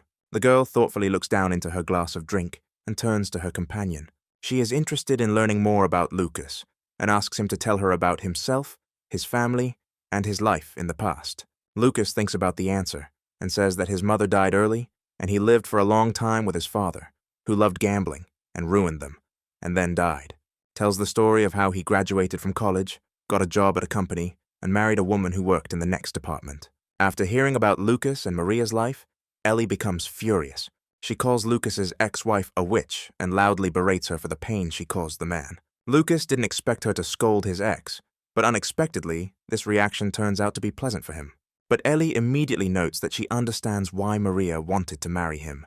She believes that Lucas listens carefully to the woman's words, respects her, and cares for her. So based on these thoughts, Ellie is sure that it is easy to fall in love with him. Lucas feels embarrassed and a pleasant warmth in his chest from the girl's words. In order not to cross the line established between them, Lucas hurries to end the evening and suggests that they go to their rooms. He falls tiredly onto the bed, trying to recover from his time alone with Ellie. Lucas lies with his arms outstretched, thinking about everything that happened. He thinks that he should be more conscious because Ellie almost threw him off track.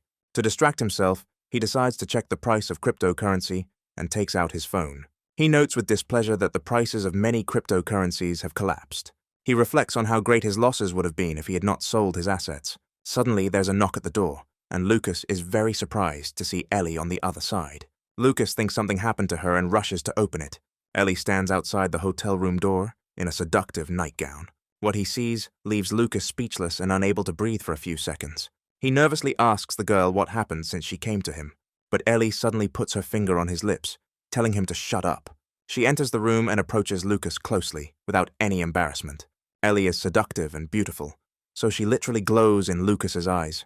She persuades Lucas to spend the night in the same bed, and when they lie down next to each other, she decides to find out his opinion about the trip. This time they are in Las Vegas, and Lucas likes it much more than he imagined. He liked Santa Monica Beach for its natural beauty, and Las Vegas for the splendor of the bustling city. Ellie chuckles at his words. She shares Lucas's point of view. The girl suddenly sits up in bed to move closer to Lucas. She turns over onto her stomach and puts her hands under her head, asking the man if he is sure that it is enough for him to just talk at night. Lucas silently prays that he won't lose his temper, but replies that the night is fine and suitable for conversation. Ellie wonders why Lucas doesn't openly show his affection and desire. Lucas thinks that he wants to be honest with the American woman. He replies that he is not sure he is ready for the responsibility after being intimate with a woman. After his divorce from his wife, he lost interest in dating, but he knows for sure that he doesn't want the consequences if their meaning is only in short-term pleasure. He also gently notes that he doesn't particularly want to hurt Ellie. The girl blushes and feels her breath catch in her throat from his confession, but to hide her embarrassment, she accuses Lucas of being rude. Hiding her face in the pillow, she asks the man to talk to her all night. Lucas does not object, and they begin to share impressions of their journey together. But in the end, Lucas falls asleep peacefully during their conversation.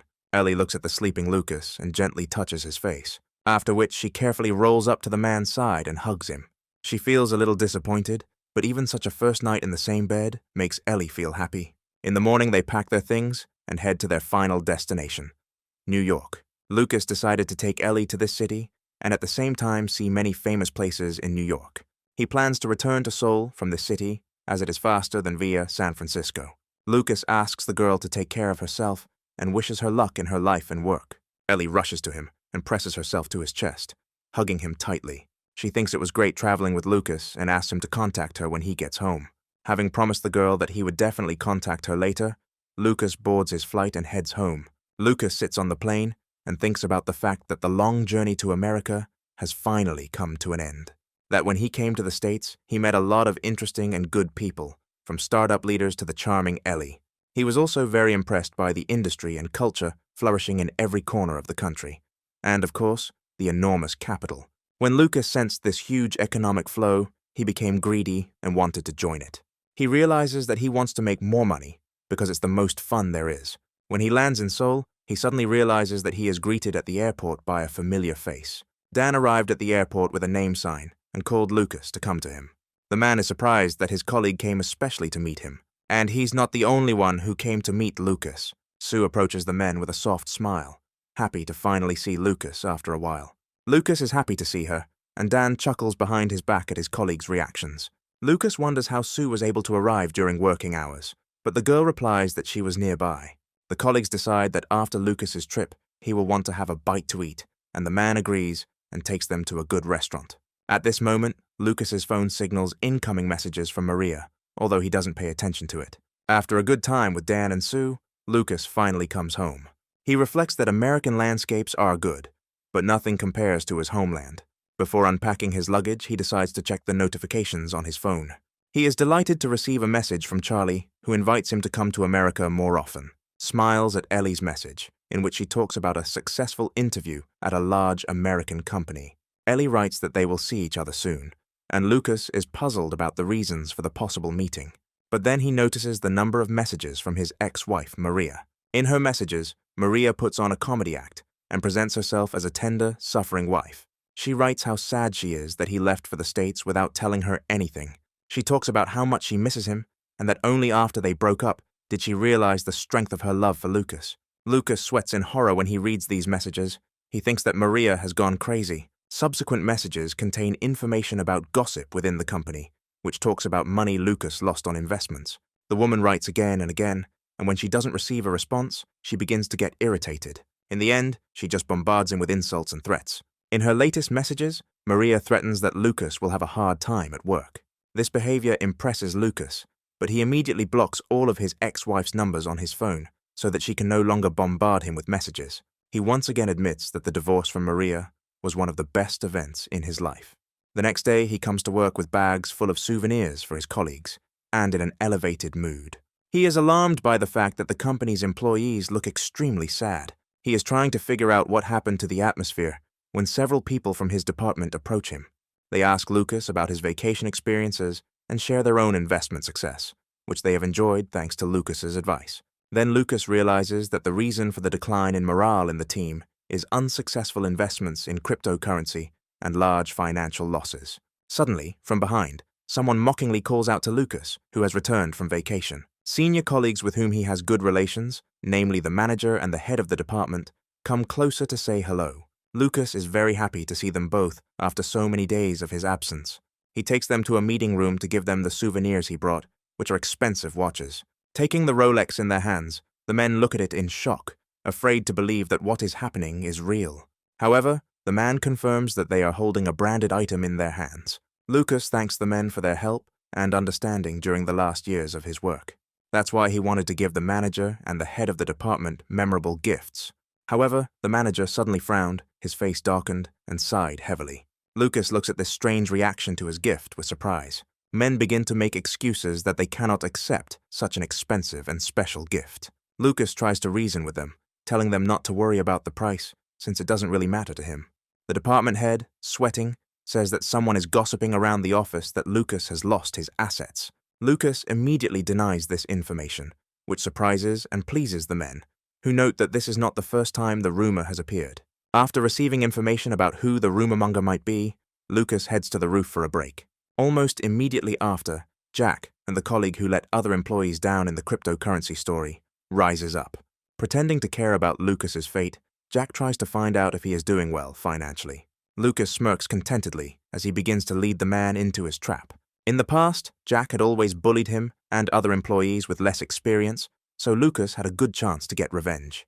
He decides to confirm the rumors Jack has spread to see what happens. Jack always looks down on everyone if they are inferior to him in any way, and for the sake of satisfying his pride, he is ready to harm other people. Lucas knew he would be angry when he found out about his success, but he didn't think it would be this bad.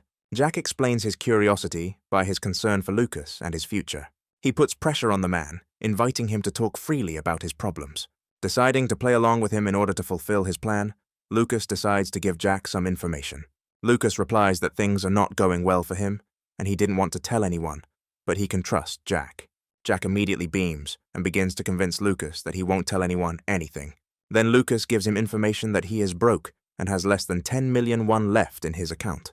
Trying hard not to burst out laughing, Jack takes pity on Lucas and thanks him for sharing his problems with him. At this point, the trap that Lucas had set snaps shut, and although Jack promised not to tell anyone about Lucas's situation, he immediately goes around the office premises and starts new rumors. Because of his words, colleagues begin to gossip that Lucas sold his assets and went bankrupt. It's hard for Jack to keep his face straight. He's shaking all over with delight. People's disappointment in Lucas brings Jack unprecedented joy. He sees Lucas as nothing more than an annoying caterpillar and wants to trample him. Jack needs Lucas to remain one step below him for the rest of his life. Suddenly, the employees' chatter is interrupted by one of their colleagues. He announces that there will be a large corporate dinner party this evening. Jack snorts contemptuously, thinking that they will be offered cheap cuisine again, and he is above it. However, in reality, dinner will be at a restaurant famous for its Korean beef of the highest quality in all of Gangnam. Of course, such a promise arouses curiosity among employees. At the expensive restaurant they go to, they are greeted like important people. The company's employees are shocked and doubt that they can be and eat in a place like this. However, they decide quite quickly that since they were invited, they need to take advantage of the situation. Usually, you can only visit such a restaurant when meeting really rich people, which is why the dishes are more expensive than ordinary employees can afford. Jack wonders who might be the one who called the employees together for a corporate dinner. Suddenly, to his surprise, Lucas enters the restaurant, accompanied by the manager and the head of the department. This irritates Jack because he sees it as bragging about his closeness to department heads. However, at that very moment, Lucas takes the microphone and announces to everyone that it was he who organized this event. This shocks all of the colleagues present, except those who are aware of Lucas's plan. Lucas explains that he has no special intentions, and that this dinner is simply a way to spend time with colleagues. Since he couldn't bring many souvenirs, he decided to order a nice dinner for everyone. Lucas's colleagues are shocked by the high-quality meat that the waiters bring out. Jack realizes that the 10 million that should be in Lucas's account would not be enough for such a dinner. Everyone around starts whispering about the rumors that Jack was spreading. In the end, the idea that Jack was spreading rumors on purpose still sounds at the table. In response to this, Jack begins to aggressively argue that Lucas himself told him about his losses. Suddenly, the head of the department speaks up and casually says that Lucas doesn't make mistakes. These words attract Jack's attention, who feels ashamed. The department head continues that he also lost a lot of money on cryptocurrency, but that was only because he did not listen to Lucas. But he decided to trust Jack, who was confident in his words. And now he is spreading rumors about Lucas that are clearly false, and this irritates the man. Jack tries to think of something to justify himself, but words don't come to mind. Lucas slowly walks up to his desk and calls the man by name. The old man would not have paid attention to the gossip Jack was spreading. He simply had no choice but to accept it, but now everything has changed. With a satisfied grin, Lucas says that the evening has been prepared especially for Jack. This, of course, immediately causes Jack to fly into a rage when he realizes that he has fallen into a trap. Colleagues begin to discuss that Jack blabbed the secrets that Lucas entrusted to him, and after that he sits there calmly. Jack feels shame and anger because he is trapped and cannot justify himself. Others laugh at his greed because he couldn't refuse expensive beef, so he came. Jack's gaze grows darker and darker, but he cannot utter a word. Lucas and his department head exchange grins as they acknowledge their success. Suddenly, the head of the department's attention is drawn to someone who has come into the restaurant. He shudders in fear and breaks out in a sweat from excitement. Lucas, like all his colleagues, turns towards the door with excitement. The guest who comes to dinner turns out to be one of the bosses of their company. Lucas's colleagues stand up to greet their elder, but he chuckles lightly and asks to continue the dinner calmly. He dropped by for a minute to see Lucas specifically. Lucas is surprised by this turn of events and looks at his boss from under his brows. They sit down at the table, and Lucas places the meat on the grill for his boss. The man's colleagues are clearly uncomfortable being at dinner with someone from the boss, but Lucas acts calmly. Taking a bottle of soju, the boss congratulates Lucas on his investment success. Lucas traditionally offers a glass and receives a drink, after which he thanks his boss. The man laughs that if he had known about Lucas's talents, he would have created an investment department in the company. Although Lucas smiles at the director's face, in his heart, he still doesn't understand the reason for his arrival. Lucas knows that no matter how much publicity he gains from his investments, it's unlikely to attract the attention of the company's top brass. And at this point, the suspicion is confirmed because the director immediately says that Lucas doesn't understand women, unlike investments. The director considers the separation from Maria to be Lucas's stupidest mistake, and such a statement makes Lucas grit his teeth. Lucas could not appreciate the rarity of this woman, since it was he who suggested a divorce and did not try to understand her. The director mocks that in fact it was Maria who was tired of living with him. However, thanks to Lucas's stupidity, the director was given the opportunity to become happier. Although Lucas guesses the reason for the happiness, he still decides to clarify what special thing he did for the director. And it turns out that during Lucas's absence, Maria became close to the director of their company. He came to the restaurant to announce their relationship and convince Lucas to separate personal and work. He tries to praise himself by humiliating others, saying that not everyone can be with such a beauty as Maria. But Lucas, interrupting him, loudly and calmly congratulates the man. He picks up a bottle of soju and offers to fill his boss's glass. He says that he is happy for him and Maria as an ex-husband and wishes them long life, but in his thoughts, he already sympathizes with the future life of the boss. When dinner is over, Lucas goes outside to clear his head after an alcohol-fueled evening. He doesn't want to think about Maria, but he still remembers that he was once happy with her. They got together and started dating pretty quickly after some brief flirting, and after 6 months of dating, they had a traditional wedding. Lucas thinks he wanted a family so much that he tried to hold Maria's hand in his until the very end. But reality turned out to be harsh, and after the wedding, a huge difference in his and his wife's characters was revealed. Luke faced constant neglect from his wife's family, and his married life was a living hell. So in the end, they divorced a year later by mutual consent. But Lucas just wanted to have a tasty dinner together and rejoice at the good news together. He wanted to feel the support of his wife during difficult times. He wanted to be a completely different parent than his father. And now, because of alcohol, he feels that he has become overly sentimental. At this time, Sue, running late, runs through the streets of Seoul to a restaurant for dinner. Each of them is lost in their own thoughts, and it seems that they are about to meet. But this does not happen. When Sue reaches the restaurant, it turns out that dinner is already over, and on his way, Lucas meets a familiar face framed by blonde hair. Not far from him stands Ellie, smiling warmly at the man. Lucas brings Ellie home to warm her up because the winters in Korea are colder than she thought. Lucas is curious about what brought the American woman to Korea, but she thinks the answer is obvious. Of course, she came because she wanted to see Lucas. She was able to get the job she wanted, but she still had about 10 days before it started, and she decided to spend them in Seoul. She asks to stay with Lucas, who is embarrassed by the fact that he only has one bed in his house. But Ellie laughs that they are both already accustomed to such conditions. Lucas is confused and excited about their meeting. He did not expect to see Ellie so soon. The girl shifts awkwardly from foot to foot, fearing rejection. Sighing, Lucas agrees to let her stay with him and suggests taking a bath to warm up Ellie. The girl obeys and goes to the bathroom, where she enjoys spending time in the water. At this time, Lucas decides to cook something hot for dinner. He washes and peels vegetables, thinking about what he can make from Korean home cooking. He hadn't cooked for anyone for a long time, but he hadn't lost the memory of how to do it. Lucas decides to cook bulgogi for Ellie, a traditional dish made from sliced meat and vegetables. At one time, Maria despised him for this dish, considering it beneath her dignity. And although Lucas was confident in the taste of his cooking, His ex-wife didn't care. After putting the food on the stove, Lucas begins to have some unpleasant flashbacks. Everything he cooked for his wife, she threw away with disgust and poured into the sink. She wanted to eat in rich restaurants, and Lucas could not offer her this, which made him feel hopeless. Now, for the first time in a long time, he is setting the table for dinner with a woman. Not letting the man get deeper into his thoughts, Ellie hurriedly enters the kitchen. Dressed in a robe, she dries her hair and praises the aroma of the prepared dishes. The girl sits down at the table, assuring that she will gladly eat everything that Lucas has prepared for her. The man becomes a little nervous as Ellie cautiously tries the food. She puts a spoonful of meat and rice into her mouth and freezes for a moment. Lucas looks at Ellie almost without blinking, trying to read her reaction. But Ellie is delighted. She loudly praises Lucas's culinary talents and even blushes with pleasure. She realizes that he served her bulgogi because she had something similar at a Korean restaurant in the States, but she likes Lucas's better. Her reaction, frank and pleased, makes the man's heart beat faster, and a smile appears on his face. After a hearty dinner, the two of them wash the dishes and tidy up the kitchen. Afterwards, they change for bed and head to the bedroom, where they awkwardly shuffle around the bed. Finally, they lie down face to face, and Ellie, exhausted from the journey, falls asleep almost immediately. But Lucas can't sleep. He looks at the girl tenderly and thinks about Ellie's feelings for him.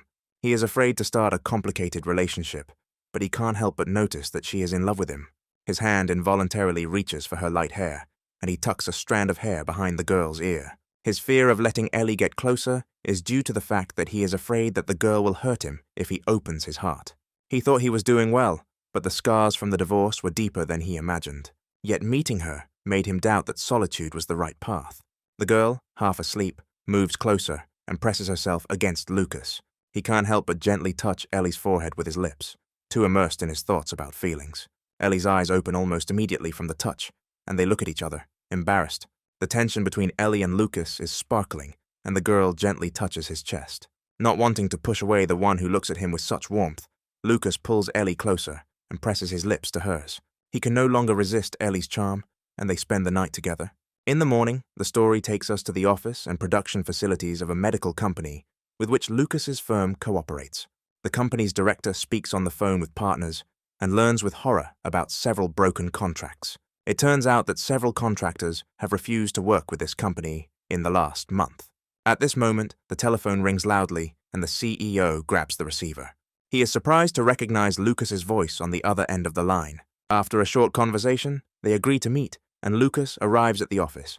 He saw the director of this pharmaceutical company when he was still a newbie 3 years ago. The director regrets that he did not receive Lucas properly, since the meeting was arranged very quickly. Lucas asks not to apologize, because it was he who asked for a meeting without prior arrangement. The men wonder who Ellie is, who accompanies Lucas, and he explains that she works with him. In the eyes of the pharmaceutical company's employees, this is a very interesting fact. They are curious about the reason for Lucas's arrival, and he, a little worried, decides to ask a question. He asks if the director has had any difficulties running the company recently. The director confirms this, but notes that Lucas's company still gives them a lot of good orders, and there are many important projects ahead. However, Lucas shares information that another pharmaceutical company is putting pressure on this one. This level of knowledge of internal corporate matters stuns the men present at the meeting. Lucas goes on to explain that due to expansion, the company is experiencing a lack of capital, and their competitors are putting pressure on their partners, forcing them to terminate contracts. Men understand that the ultimate goal of competitors is to acquire a weaker company at a low price. Lucas is quick to reassure the men, saying that he is attending the meeting as a private individual and not as a representative of his company. He finally declares that he would like to invest his personal funds in the company of the director sitting in front of him. The director of the pharmaceutical company is very surprised that Lucas is involved in investments. From the very beginning, he was interested in the purpose for which his old acquaintance had come. But despite the fact that he needs money to support the company, he refuses Lucas's offer. He is not confident that the company will stay afloat for more than 3 months, and there is a chance that Lucas will not be able to recoup his investment. He suggests that the thousands or millions that Lucas allocated be used for something else. Lucas only sighs heavily in response to his words. Once again, he is being underestimated. He pauses for a moment, choosing his words carefully because he wants to maintain the intrigue. The men in the company perceive this silence as a negative reaction. But Lucas suddenly asks about the amount of money that will help the company get out of the crisis. The company director does not expect this. He's still not used to seeing Lucas as more than just a newcomer. Then the man stuns him with the news that he was thinking about investing billions. Since Lucas considers the director to be an excellent businessman and respects his drug company, he wants to support it financially.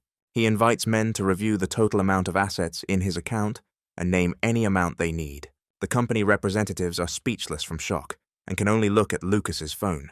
They understand the seriousness of Lucas's intentions, who is ready to invest any amount in the company. After this, it is simply impossible to refuse him, and the men prepare the necessary package of documents. Ellie immediately takes up their research, noting that Lucas has chosen a good target for investment.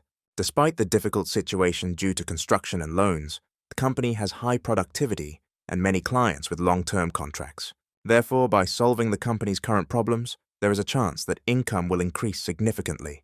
The director, listening to Ellie and Lucas's conversation, which they were conducting in English, once again tries to find out what the girl does.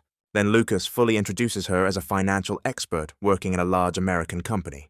The director finds it hard to believe how the man became such a successful investor in 3 years. They seal the deal and shake hands contentedly. As an additional gift, the company director offers him a business card from a representative of a bio company, which can also be invested in. After a business meeting, Lucas and Ellie drive around town in his Ferrari. The girl thanks Lucas for the fact that her first job was to evaluate an investment worth 40 billion won, and it was a useful experience. But she immediately begins to laugh at her companion, asking about payment for her work. Lucas asks what Ellie would like to receive as a reward for her efforts.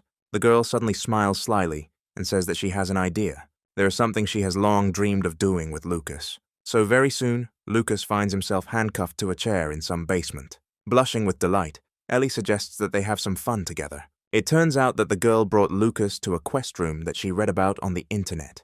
Suddenly, Ellie sighs that she regrets working so far away from Lucas. In another country, she would like to see him every day. Beginning to develop feelings for the American woman, Lucas for the first time thinks about buying the company where she works. However, at present he does not have the money needed for this. However, opening a business in Seoul's commercial district can change everything. It is a center where you can watch movies together, and which couples use for dates. Although Lucas is not eager to go to such a place, Ellie is very impressed and wants to spend time with the man.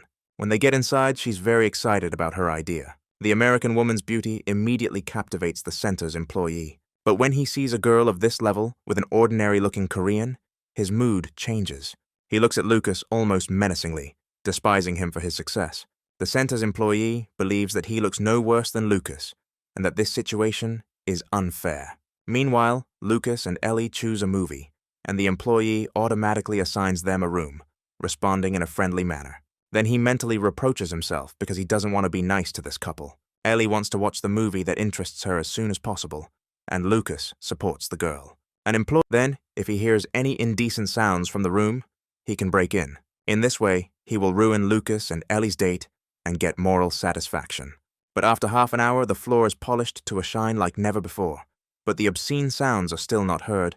Only the film can be heard from the room.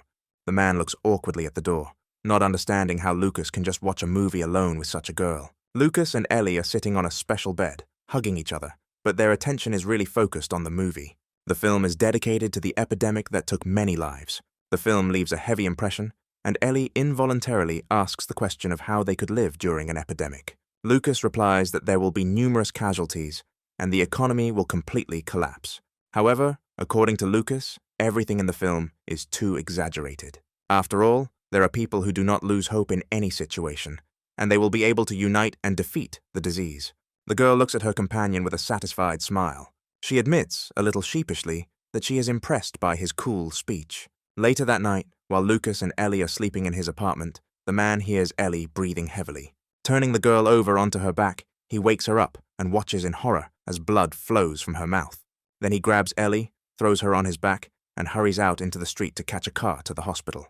However, as soon as they step outside the apartment complex, Lucas's eyes widen in horror. The streets are a mess, bodies everywhere, burning cars and the sound of sirens. Lucas doesn't understand how the world has changed so much in just a few hours. The dead under their feet is what especially frightens the man. He tries to bring his human burden to its senses. Suddenly, Ellie, who is barely breathing, speaks up and whispers something. As Lucas listens, Ellie begins to scream that everything happened because of him and transforms into a zombie. Lucas opens his eyes in a cold sweat and realizes with relief that he was just having a nightmare. He sits up in bed and looks with concern at Ellie sleeping next to him. Fortunately, she looks completely healthy and dreams peacefully. Jumping out of bed, Lucas goes to his desk and takes out a business card he received recently. He recalls the director of a pharmaceutical company saying that he had invested money in it himself before. The bio company he told Lucas about is conducting research into analyzing flu strains and creating more effective vaccines using artificial intelligence. Feeling the need to do a good deed after a disturbing dream, Lucas calls the number on the business card. A few hours later, he takes Ellie to the airport, and she says goodbye with a little sadness. Lucas gently hugs the girl and promises to contact her when he is in the States. He is sad to see off Ellie, who caused such a storm of feelings in him. But suddenly he feels his phone vibrating in his trouser pocket. He picks up the phone and is surprised to find his friend Charlie on the other end of the line. Charlie laughs at the fact that Lucas was so scared by the nightmare that he immediately decided to invest in medicine. Lucas is confused by this reaction, so he replies that he only made an appointment to discuss such investments. Charlie believes that it will not be easy to succeed in developing a vaccine using artificial intelligence. Lucas listens attentively to his friend's words about how the development of artificial intelligence can increase the success of the project. However, even if a drug is created, it will only enter a competitive market in 8 to 15 years. Therefore, the profitability is too low compared to the required investment. Lucas muses that perhaps there really is no point in investing in an area that has no potential. However, the dream and the threat it contained disturbed the man too much. Charlie thinks Lucas should listen to the experts. He decides to introduce his friend to someone who is directly related to medical research. To Lucas's surprise, the expert he is speaking to, via video call, answers the call from the gym during exercise. Paul is a professor of infectious diseases at the American University Hospital. Lucas is a little embarrassed by such an interesting person, but he is also glad to meet him. Paul decides to find out why Lucas needed his consultation. The Korean replies that he is interested in developing vaccines using artificial intelligence. Paul notes that this is a very interesting and relevant question for scientists. In fact, artificial intelligence is already being used in medicine, in drug development and genetic analysis. The performance is still insufficient, but large companies are interested in the rapid success of this technology. Lucas is surprised that artificial intelligence is already being used and that there are strong competitors in the market. The situation turns out to be more complicated than Lucas imagined. Paul, after listening to Lucas's story, suddenly remembers a friend. He also believes that artificial intelligence should be used to develop vaccines, and he is also Korean, and by putting these two thoughts together, Lucas forms a conclusion. He asks if this is the doctor he already contacted. Paul says, and it turns out that Paul was telling him about the research company this doctor works for. Lucas is surprised by this coincidence because he learns that Paul and a doctor named Henry were friends when they studied together, and Paul considers Henry a real genius who can change the world. It would have been more profitable for such a genius to receive support and conduct research in the States, but he went back to Korea. It turns out that in the past, he hit a professor who made disparaging remarks about the purpose of Henry's research. After this, he left the university, saying that he would rather conduct research alone.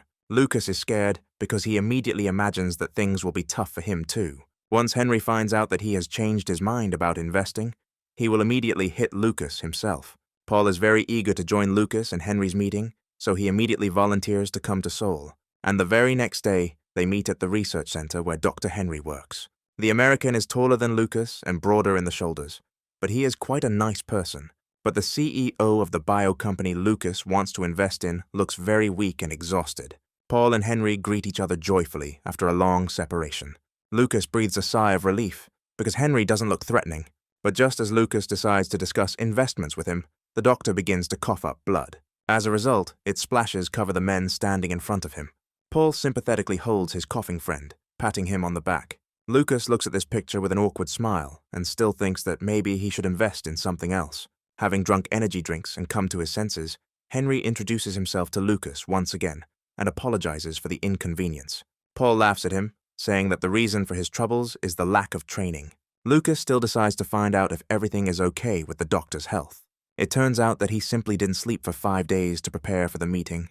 Lucas' splashes cover Lucas's face, and he tries to keep a polite smile on his lips. Henry immediately becomes gloomy and says that there should be no transfers. Even at this point, valuable time is running out, since it is impossible to predict where and when the virus will break out. He screams that it will be too late then, and coughs again, spraying everyone with his blood. Lucas seems to be able to get used to this by now. He and Paul don't even twitch an eyebrow.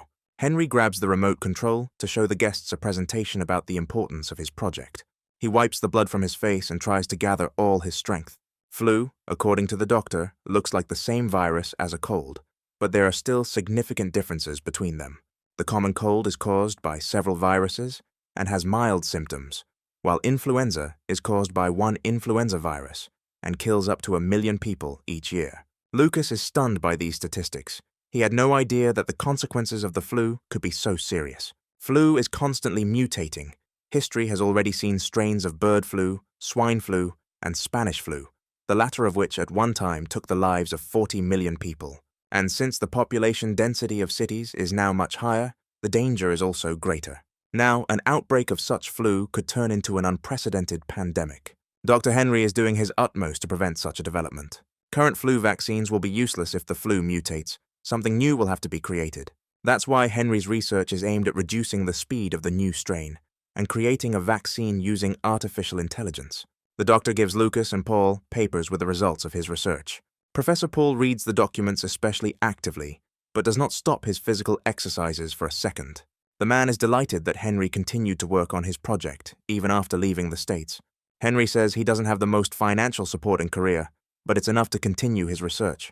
Paul is so excited with delight that his clothes are torn from enthusiasm. Lucas seemed tired of being surprised by anything to do with these two men. Paul exclaims that Henry has done excellent research despite the lack of support, and he would be happy to invest in it. He rushes towards his university friend and hugs him with all his might, causing Henry to wheeze. Lucas immediately takes the professor's words personally. In response, the professor laughs loudly and shakes his head. This reaction shocks both Lucas and Dr. Henry. Paul then clarifies that this research seems like a worthwhile project for him as a scientist. However, it is impossible to predict how long it will take to develop, and it is also important to remember that the value of the research will depend on the new mutated virus. Of course, it will be possible to earn big money later, but for now, it requires too risky an investment of a huge amount of money and time. So Lucas is faced with a very difficult choice. If you just look at the potential profit, it would be wiser for him to refuse investments.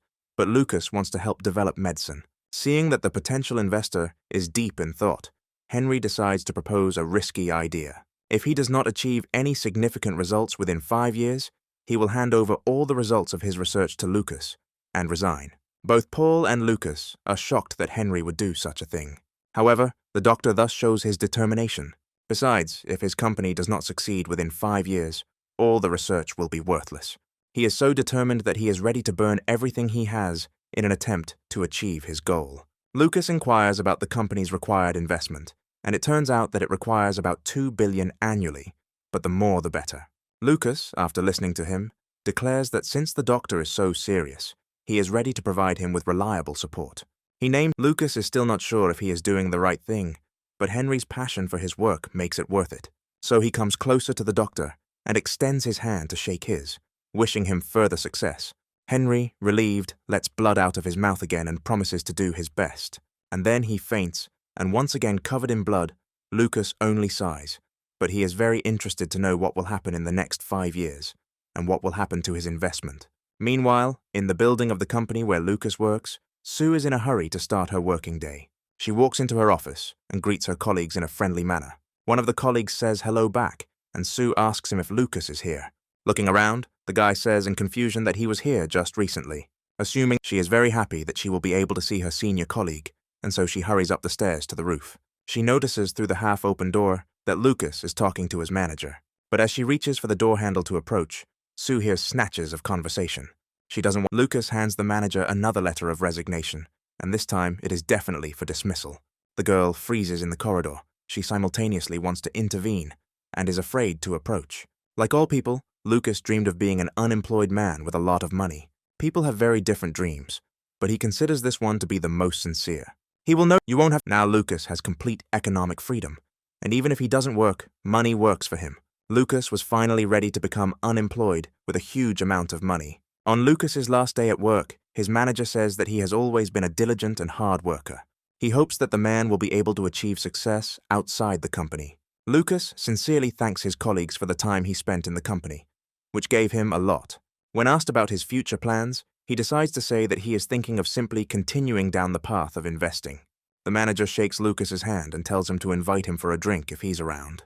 He also whispers to Lucas that he has become the controlling shareholder of a pharmaceutical company. Although Lucas didn't make much of a secret of it, he was nonetheless surprised that the manager knew about it.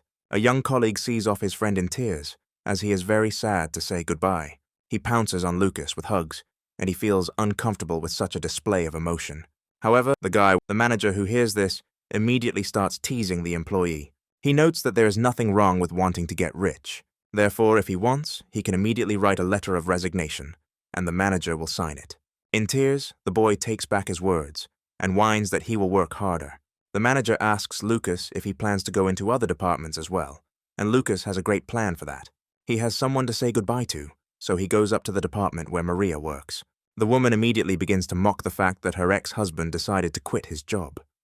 Lucas is surprised by such a statement and asks Maria to explain her words. She replies that even though Lucas managed to get rich thanks to cryptocurrency, his essence as a beggar will not change. She had already noticed this once and was disappointed in him, so Maria is interested in when others will notice this trait. She's furious that Lucas doesn't respond to her teasing. He smiles absolutely calmly and does not look crushed at all. This makes Maria frown even more. She wants to see Lucas as nothing more than a pathetic insect.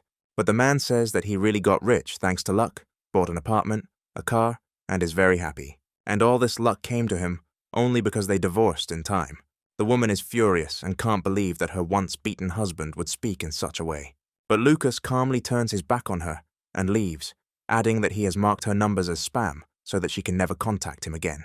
He doesn't pay attention to the screams and curses of his ex, but the fact that he didn't say goodbye to Sue upsets Lucas. Lucas is not blind and has long guessed about the girl's feelings. He is grateful to her for finding something in him, even when he was a poor man with low self-esteem. But now that he has Ellie, Lucas can't accept Sue's feelings, so he wanted to say goodbye to her carefully. But maybe it will be better if she just forgets him over time. At this time, Sue is hiding from Lucas in the same office, afraid to catch the man's eye. Dan approaches Sue and says that she may still have time to confess to Lucas. He assures that a girl will not be able to achieve more if she is afraid to even come up and say hello. However, Sue, feeling her heart breaking, says that if Lucas is happy, then she will be happy too. At this time, Lucas is going down the elevator, running through many thoughts in his head. So much has happened to him lately that he can't remember it all. Despite the fact that his father exploited him all his life, it was he who somehow miraculously gave Lucas the first 25 billion. Lucas thought that after the divorce, he would not be able to have a relationship at all, but Ellie and other people who showed sympathy for him appeared in his life. And although the man was a little sad to leave the company where he enjoyed working, he had a great future ahead of him. Lucas takes a step towards this future and leaves the company he has worked for the past 3 years. He is inspired and looking forward to new adventures, and soon, unfortunately, life all over the world is faced with a great tragedy. Field hospitals are being set up everywhere, and the world is being engulfed in a global pandemic of a new virus unknown to science. After some time, we find ourselves again on the investment bulletin board. Participants in investment chats actively discuss where to invest money, in cryptocurrency, stocks, or real estate. However, here comes a participant who previously actively promoted his own under the nickname 10 million one. It turns out to be Jack, who bullied Lucas at work. Now the man is his devoted fan and has repented of everything. The chat participants agree that Lucas's life should now be a fairy tale, and they are not far from the truth.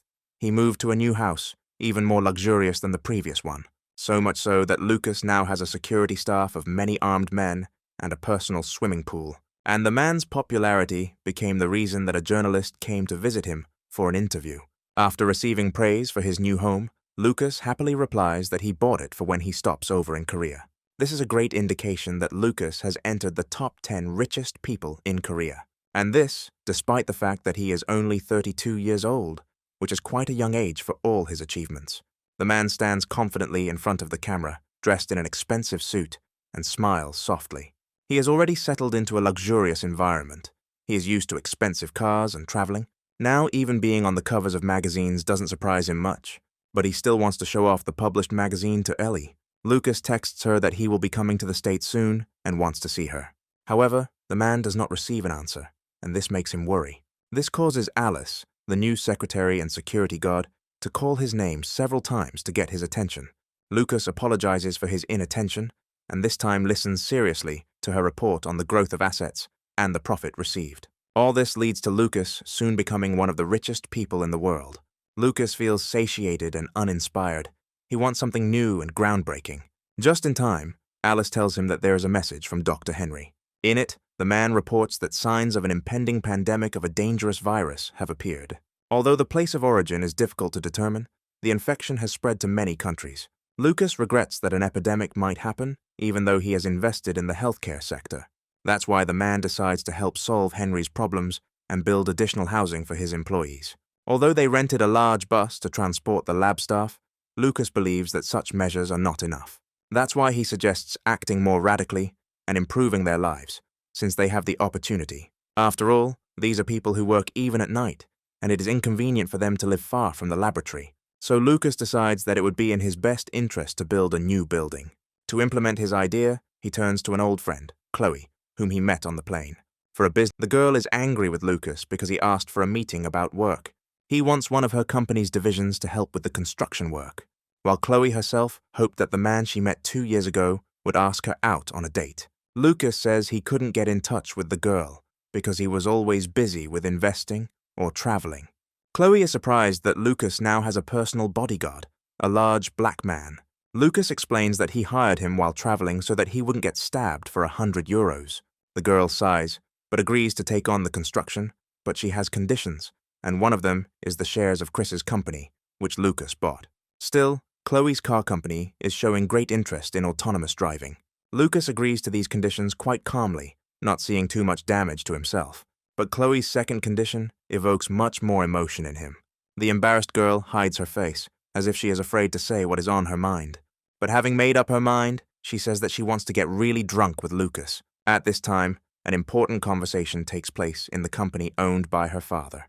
The chairman, Chloe's father, is not surprised by her absence because he himself is a workaholic. However, the secretary reports that the girl is on a date with a man. This makes Chloe's father furious because he cannot imagine what kind of man would be worthy of his daughter. But his daughter spends her time very actively and drinks bottle after bottle with Lucas.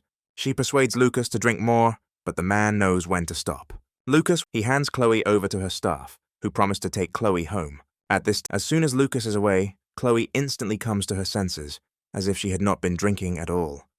However, she decides that he was embarrassed by her beauty, and there is no need to rush.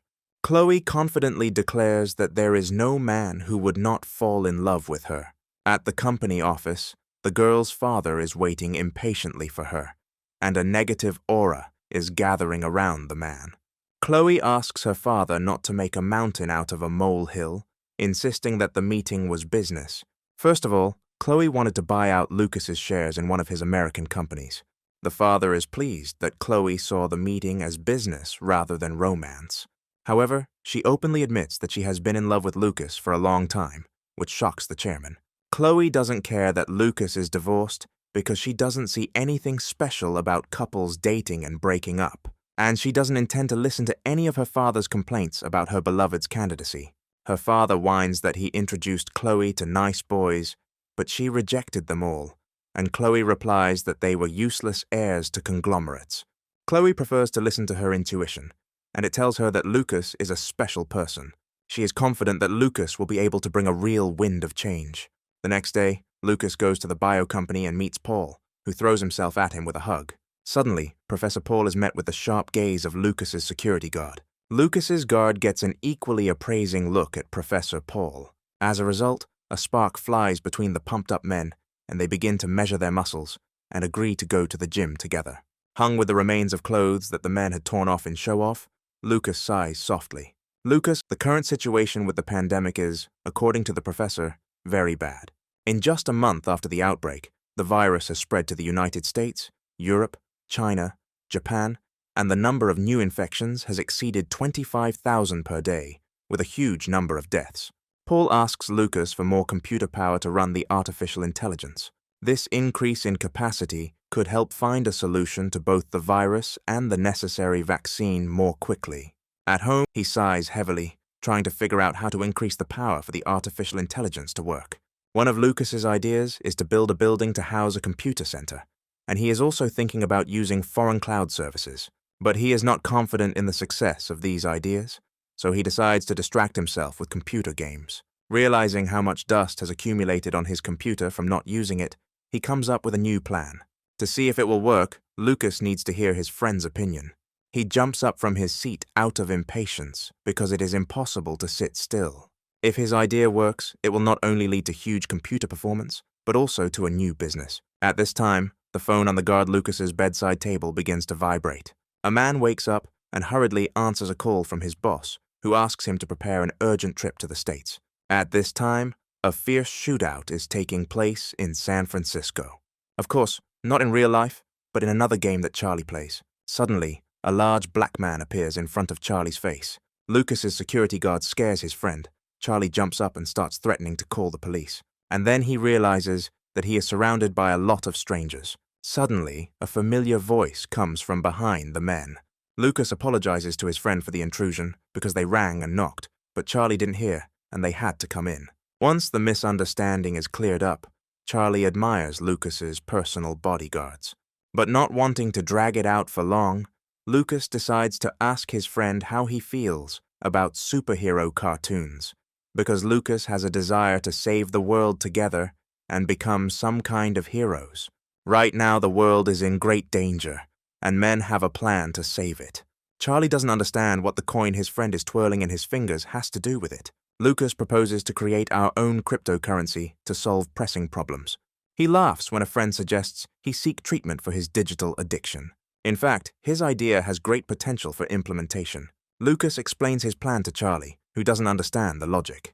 The creation of cryptocurrency is necessary for the development of a vaccine, since the performance of artificial intelligence is insufficient. Using blockchain technology, the system resources of computers that have applied for mining will be used, and in return, people will receive a new cryptocurrency. Using unused capacities of artificial intelligence could be a great help in developing a vaccine against the new virus. Lucas also guarantees a minimum exchange price for coins, which will allow people to offset their electricity bill and earn a little money. Charlie doubts that such an idea can bring profit, but it can definitely save the world. He is very impressed with Lucas's plan, and he wants to have fun by taking part in it. Lucas also plans to try his hand in the entertainment content niche. He is thinking about making a movie or drama with their favorite actors. Charlie is delighted and asks to trust him with the work, because he will not let you down and will complete all the tasks assigned to him. They decide to first assemble a team that will help them in implementing the project to create a cryptocurrency. Since they plan to pay them the best salary in the industry, Lucas asks his friend to choose people more carefully. However, Charlie teaches him that real heroes are not driven by money. They act on the call of their hearts. He posts an announcement about creating a team on a forum where the strongest representatives of the computer industry gather and offer to fulfill any wishes in terms of merch. The feedback starts pouring in like crazy, and Lucas is shocked at how interested everyone is in his project. Charlie laughs that this is the power of otaku, and he is not surprised that people are interested in the project. After some time, Lucas and Charlie open an office where the IT specialists they hired can work. Lucas meets a new employee at the entrance, who looks at him with interest and introduces himself to her. The girl awkwardly remains silent, actively looking at and blowing a bubble of gum. And then he writes in a general chat with colleagues that their boss is a hottie and they need to be careful. This behavior confuses Lucas, but he is not irritated because he begins to get used to the manners of such extraordinary individuals. He decides for himself that all programmers have their own quirks, but this is not at all bad. Even though he and Charlie have set up brand new computers and workstations, no one uses them. Everyone sits wherever they feel comfortable with their laptops. Lucas approaches Charlie to get an interim report. Things are going well, and Charlie is devoting a lot of time to their project, taking time away from his work. But there is one person Charlie wants to introduce to his friend. This genius programmer's name is Eddie, and he sits separately from everyone else. He makes no mistakes when writing code, and always puts his heart into his work. That's why Charlie confidently considers him the heart of their entire project, and he would like Lucas and Eddie to find common ground. But Charlie is also curious about the name Lucas came up with for their new coin. Lucas names their creation the Origin coin, which surprises his friend. But in a man's understanding, the source coin is a coin that can become the source of anything. While Lucas was in the States developing his cryptocurrency, the situation in his last campaign was tense. During breaks, the female employees actively discussed the appointment of Maria, Lucas's ex-wife, as head of the department, bypassing the candidate everyone liked. This is definitely personnel corruption, since Maria is in a relationship with a senior manager whom she chose to undermine Lucas. Maria's subordinates doubt that she will make a good department head, since her experience and skills are insufficient. Maria witnesses their conversation and harshly scolds the girls for gossiping during the workday. In her opinion, if any of them are not satisfied with working under her leadership, they can submit a resignation letter or follow the previous head of the department to a city far from Seoul. The girls hastily apologize to Maria and rush to leave the break room. Lucas's ex-wife repeats her new title out loud. She is pleased with the power it gives her over people. Here the woman's attention is drawn to a magazine with Lucas on the cover, lying on the table. She grabs it in irritation and throws it into the nearest trash can. As she walks down the company hallway, she reflects on the opportunity she lost when she lost Lucas. Now her new admirer has an annual salary of about 100 million won, and his parents have a nice house. And since he is a millionaire, a bright streak is simply bound to begin in her life. Once again cursing her ex-husband, she swears that she will live a happier life than he did. Her swearing and mention of Lucas's name attracts the attention of a passing girl. It turns out to be Sue, who has changed her appearance, but has not forgotten her lover. At this time, in the office of Lucas's American company, employees are working very actively. A camera crew from the entertainment company the man created watches Lucas play. They film a story about their creator, but Lucas keeps losing it. However, the production team believes that this makes Lucas more human. Lucas sweats uncomfortably from the intense attention captured on film. He doesn't understand how he signed up for the filming of this video, which has been going on for several days now. The entertainment company he created is not yet making much profit. The appointed director complains that they have no content at all. Although Lucas gathered outstanding talent, created good conditions, and allocated huge funds. However, so far there are no interesting ideas or good results. The staff try to reason with him, noting that the worsening coronavirus problem is making filming difficult. But the director doesn't want to hear reasonable arguments. He wants to do something cool. Then one of the agency employees, the youngest one, takes the floor. She is cynical, makes fun of her boss when he picks on her, and she also has a good idea. This girl is a screenwriter, and she suggests making a documentary about Lucas. She is confident that such content can be popular with viewers. Their company doesn't have a flagship product yet, but its CEO is already quite popular. His story is full of provocative material, from divorce to sudden wealth. That's why the company decides to use its own director, Lucas, to promote the company. And now they are breaking into the man's private life, including filming him at his worst. The CEO periodically runs away from excessive attention. However, Lucas started this business himself, so he understands the possible benefits. Lucas is pleased with the way the company is developing. Even the number of employees has more than doubled. The SourceCoin project is also developing steadily, and this affects the psychological climate of the company. But Lucas just can't get along with the brilliant programmer Eddie. He approaches him once again to express his joy at the fact that the boy is actively using the playroom. However, Eddie immediately sets strict boundaries and asks not to distract himself during rest, and says that he came at Charlie's call and he does not obey Lucas at all. Eddie's armor is thicker than Lucas thought, but he still wants to follow Charlie's advice and befriend this strange guy. Lucas apologizes for disturbing him and places a folded piece of paper in front of Eddie. Mistaking it for a check and Lucas's gesture for an attempt at bribery, Eddie becomes furious. He complains that Lucas is trying to buy his favor with money and threatens to leave. With contempt, he spits out that talk about saving the world is a lie, and everything again comes down to money. In response to this, Lucas grins widely, not understanding what money has to do with it. There is something much more valuable inside the folded paper, and he invites Eddie to see it for himself. The envelope contains a photo of a very beautiful idol girl. This completely leaves Eddie speechless and breathless. He freezes in place. Jennifer is Eddie's favorite performer, and such a gift makes the guy clutch his heart and fall to his knees, which scares Lucas. Eddie doesn't understand how Lucas managed to get his hands on such an incredibly rare autographed card. But Lucas has a small media company in Seoul that helped him with this.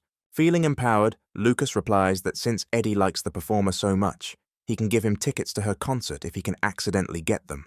He leans over to Eddie, offering him his hand so the boy can stand up. And after this proposal, in the eyes of the programmer, Lucas becomes almost a saint. Thus, Eddie's permanent employment was successfully completed. Still, Charlie's advice to use otaku favorites to seduce them turned out to be correct. But before Lucas has time to come to his senses, his phone starts ringing off the hook. Dr. Henry calls to report on the results of his research. Lucas wants to know what the current situation is with the coronavirus. Unfortunately, Dr. Lucas cannot provide any good news. Health services in all countries are under enormous strain, and the number of confirmed cases of the disease is growing uncontrollably. If the rate of infection does not decrease, 70% of the world's population is predicted to become infected. Lucas realizes that this marks the beginning of a pandemic. Because he is lost in thought, Dr. Henry calls his name, getting his attention. Lucas asks Henry to continue his work, and in return, he will help increase the capacity of artificial intelligence once he completes the development of the cryptocurrency. After the conversation, Lucas thinks about what will happen to the economy from the pandemic, that the stock and bond markets will collapse, his assets may become worthless. But for some reason, Lucas is sure that in this situation, he can earn much more.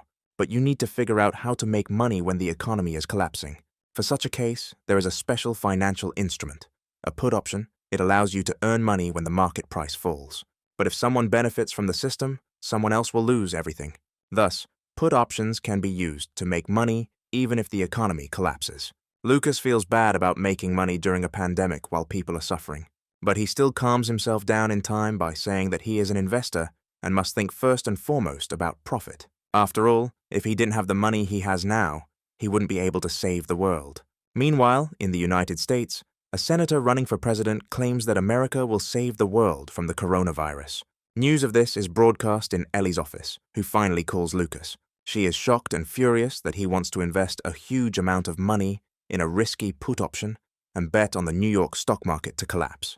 Lucas chuckles as his girlfriend and financial advisor yells at him. Ellie wants to stop him, asks how much time she has to intervene, but it turns out that there's only time left until the end of the week, and she is unlikely to be able to help. This makes the girl even more furious, and she literally screams at Lucas. In her opinion, no normal investor would risk losing $200 billion like that. However, Lucas is so monstrously calm, as if he knows the future in advance. He just laughs at how emotional his girlfriend is, and can't do anything about it. After all, he missed Ellie and her voice, and therefore listens to her with pleasure. Confused by such a sudden confession, the girl immediately loses her furious mood. He only grumbles that Lucas has become more cruel since taking over as CEO. She understands that her boyfriend is very rich, but she finds it difficult to understand such an investment. But Lucas isn't 100% sure either. He just hopes that the prediction might be correct. He also wishes Ellie good luck in adapting to her new place, so that she doesn't give up and believes more in herself and her potential. Touched by his words, the American woman wants to say something tender in response, but she is interrupted. Her colleague flies into the office and warns that the break is over. Lucas and Ellie quickly say goodbye, much to the man's displeasure. He thinks about what he could do with his unexpected free time. Its employees both relax and work, and the same film crew frolics in the pool. The guys are delighted with such a spacious and comfortable house for employees, especially in the States. The scriptwriter working with them reminds them that they came for the filming. Men realize that they have relaxed too much, enjoying the power of capital. However, they all admit that Lucas's life is too boring to film. People would like to see more shocking details about the life of one of the richest people in the world. So the writer comes up with the idea of conducting an interview and asking the CEO about the investment, because many will be curious about how Lucas raised his capital and where he is investing now. The film crew immediately accepts this idea and begins to think about its implementation. Lucas agrees to take part in the interview and meets with the team, but he is surprised that the subject of their meeting is where he invests. However, he immediately tells us that he recently made one investment, and the tone of his voice inspires a producer chasing a sensation. Lucas says he invested 200 billion won in a put option, which is considered a very risky investment. While everyone is in shock, he reassures the team that his expectations may come true, and almost immediately, Lucas receives information about the results of his investment. The producer believes that he hit Lucas where it hurts, since the options are very risky and the chances of making a profit are low. The $200 billion that Lucas invested could be perceived negatively by viewers as a bet in a game of chance, and therefore he is considering abandoning the filming. But Lucas immediately voices the information he received about the option. His profit was 487%, so he earned just over 1 trillion Korean won. The shocked team is speechless, but Charlie enters the room and asks Lucas for his time. The man apologizes and leaves, and the team still doesn't believe what they heard.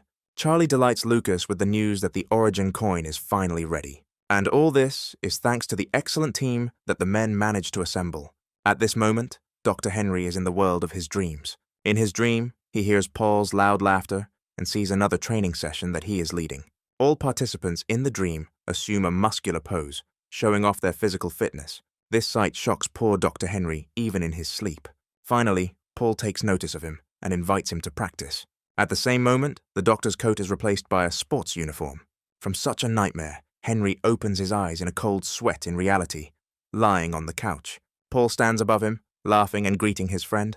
He actively welcomes Dr. Henry as his guest this time. It turns out that Henry lost consciousness again during the experiment. So Paul took the man to his room and laid him down to rest, sent Henry's clothes to the wash, and changed the man into his own. However, the doctor is only interested in how his experiment went. Unfortunately, Paul has nothing to please his student friend with. Thanks to the use of cloud services, 35% of the work was completed, but further calculations were impossible due to insufficient performance. Paul asks his dejected friend to rest while he can. Henry tries to get out of bed, believing that now is not the time to rest as the virus continues to spread. However, Paul immediately stops him and tells him to remain calm. Despite his great passion, Henry is exhausted and unable to conduct research. If he decides to go, Paul warns him that as a doctor he can't help, and this makes Henry obey him and lie back down.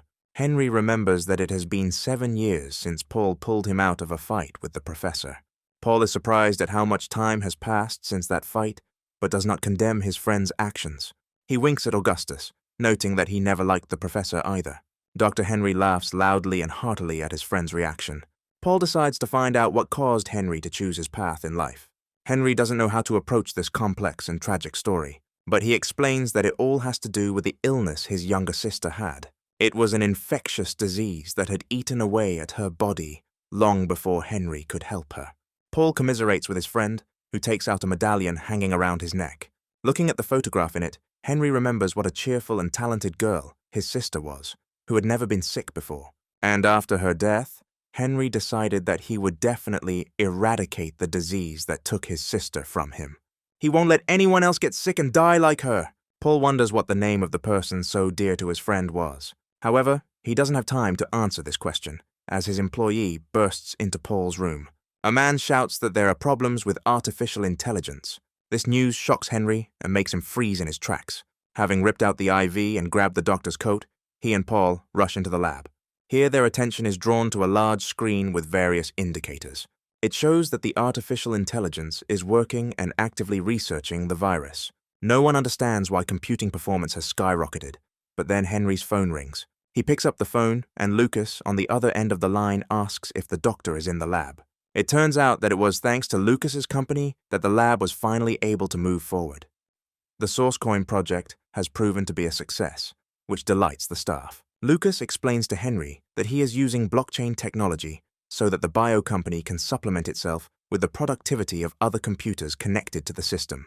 About an hour ago, the first mining of the new cryptocurrency began, and the number of miners is growing so quickly that within 24 hours, it is predicted that they will spread to 500,000 computers. Lucas notes that the value of artificial intelligence itself is enormous, and without the doctor's research, everything would be useless. He thanks Henry for his work and wants to work together to crush the coronavirus with capital and technology. Dr. Henry is choking on tears at this point and doesn't know what to say, except endless words of gratitude. Lucas promises to call him back and smiles contentedly.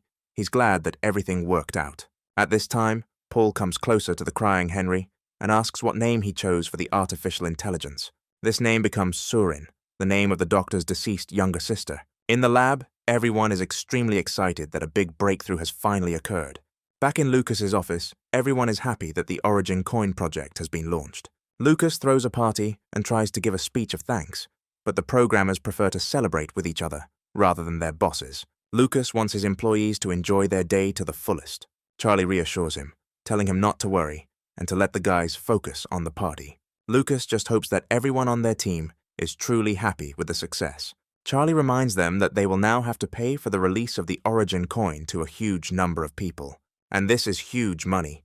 It can amount to more than 200 million per month. That's why he's worried about whether Lucas is ready for such a financial investment. He is surprised when his friend reassures him that such money is nothing to him. But this is what Lucas had in mind when he conceived the project. And what matters to him is that the official development of the vaccine has begun. Now he can spend money usefully, and this makes Lucas happier. Charlie looks at his friend from his student days in silence for a long time. He sighs softly, noting that Lucas has truly matured. But Charlie is still interested to know what the CEO's plans are for the future. The team understands that the project work is not expected to last long, so the guys discuss the options among themselves. They would be upset to end it when they found like-minded people and an understanding boss. So Charlie suggests that Lucas think again about what his plans are for the future. Such a sharp question, asked in front of all the employees, initially leaves the man in a stupor. At this stage, he cannot yet say for sure what he would like to achieve. But now, gathering his courage, Lucas replies that he wants to create a proper cryptocurrency ecosystem. There are currently a lot of negative images associated with coins, such as speculation and fraud, and he wants to improve their reputation. By guaranteeing a minimum value for the source coin, Lucas wants to ensure that it can be used in various fields and make it valuable like a real virtual currency. Lucas thinks that the idea he said out loud for the first time actually excites him. The team is silent as they listen to him, and Lucas is confused by their lack of response. He immediately begins to think that he said something stupid and that he will not be supported. Even Eddie and the programmer girl he likes are watching him closely. Lucas begins to wind himself up more and more and breaks out in a nervous sweat. It seems to him that he is a disgrace, a humanities scholar who declared something fantastic and unattainable in front of people much smarter than himself. However, suddenly, Lucas finds himself surrounded by the sounds of ever-increasing applause. All the guys from his team look at him with respect and loudly applaud his words. This reaction, the opposite of what he expected, shocks Lucas. Eddie, barely holding back tears, admires the loftiness of their boss's plan. Everyone sees the value of his dream and the fun of working for Lucas's company in the future. The programmers are so moved by their boss's idea that they all unanimously decide to follow him further. Lucas is shocked by such an active and emotional reaction from the guys. Charlie says it's because Lucas's goal touched their hearts. Even he himself is considering quitting his job and taking up following his friend in earnest. Because true heroes follow only their hearts. Lucas is happy that he will be able to continue working alongside his friend. He immediately appoints Charlie as vice president of the company and asks him to take care of him in the future. After this conversation, Lucas formed the organizational structure of the team and founded his own company in San Francisco for permanent operations. So they seriously invested in maintaining the reputation of the cryptocurrency and even created a special shopping center where you could pay for goods with source coins. The source coin could be used to purchase games and various merchandise associated with them. So Lucas created an environment where coins could be used for different purposes, and the number of miners exceeded 1.5 million within a few months. Thanks to the team's efforts, Lucas's company became the largest company in San Francisco in less than 6 months.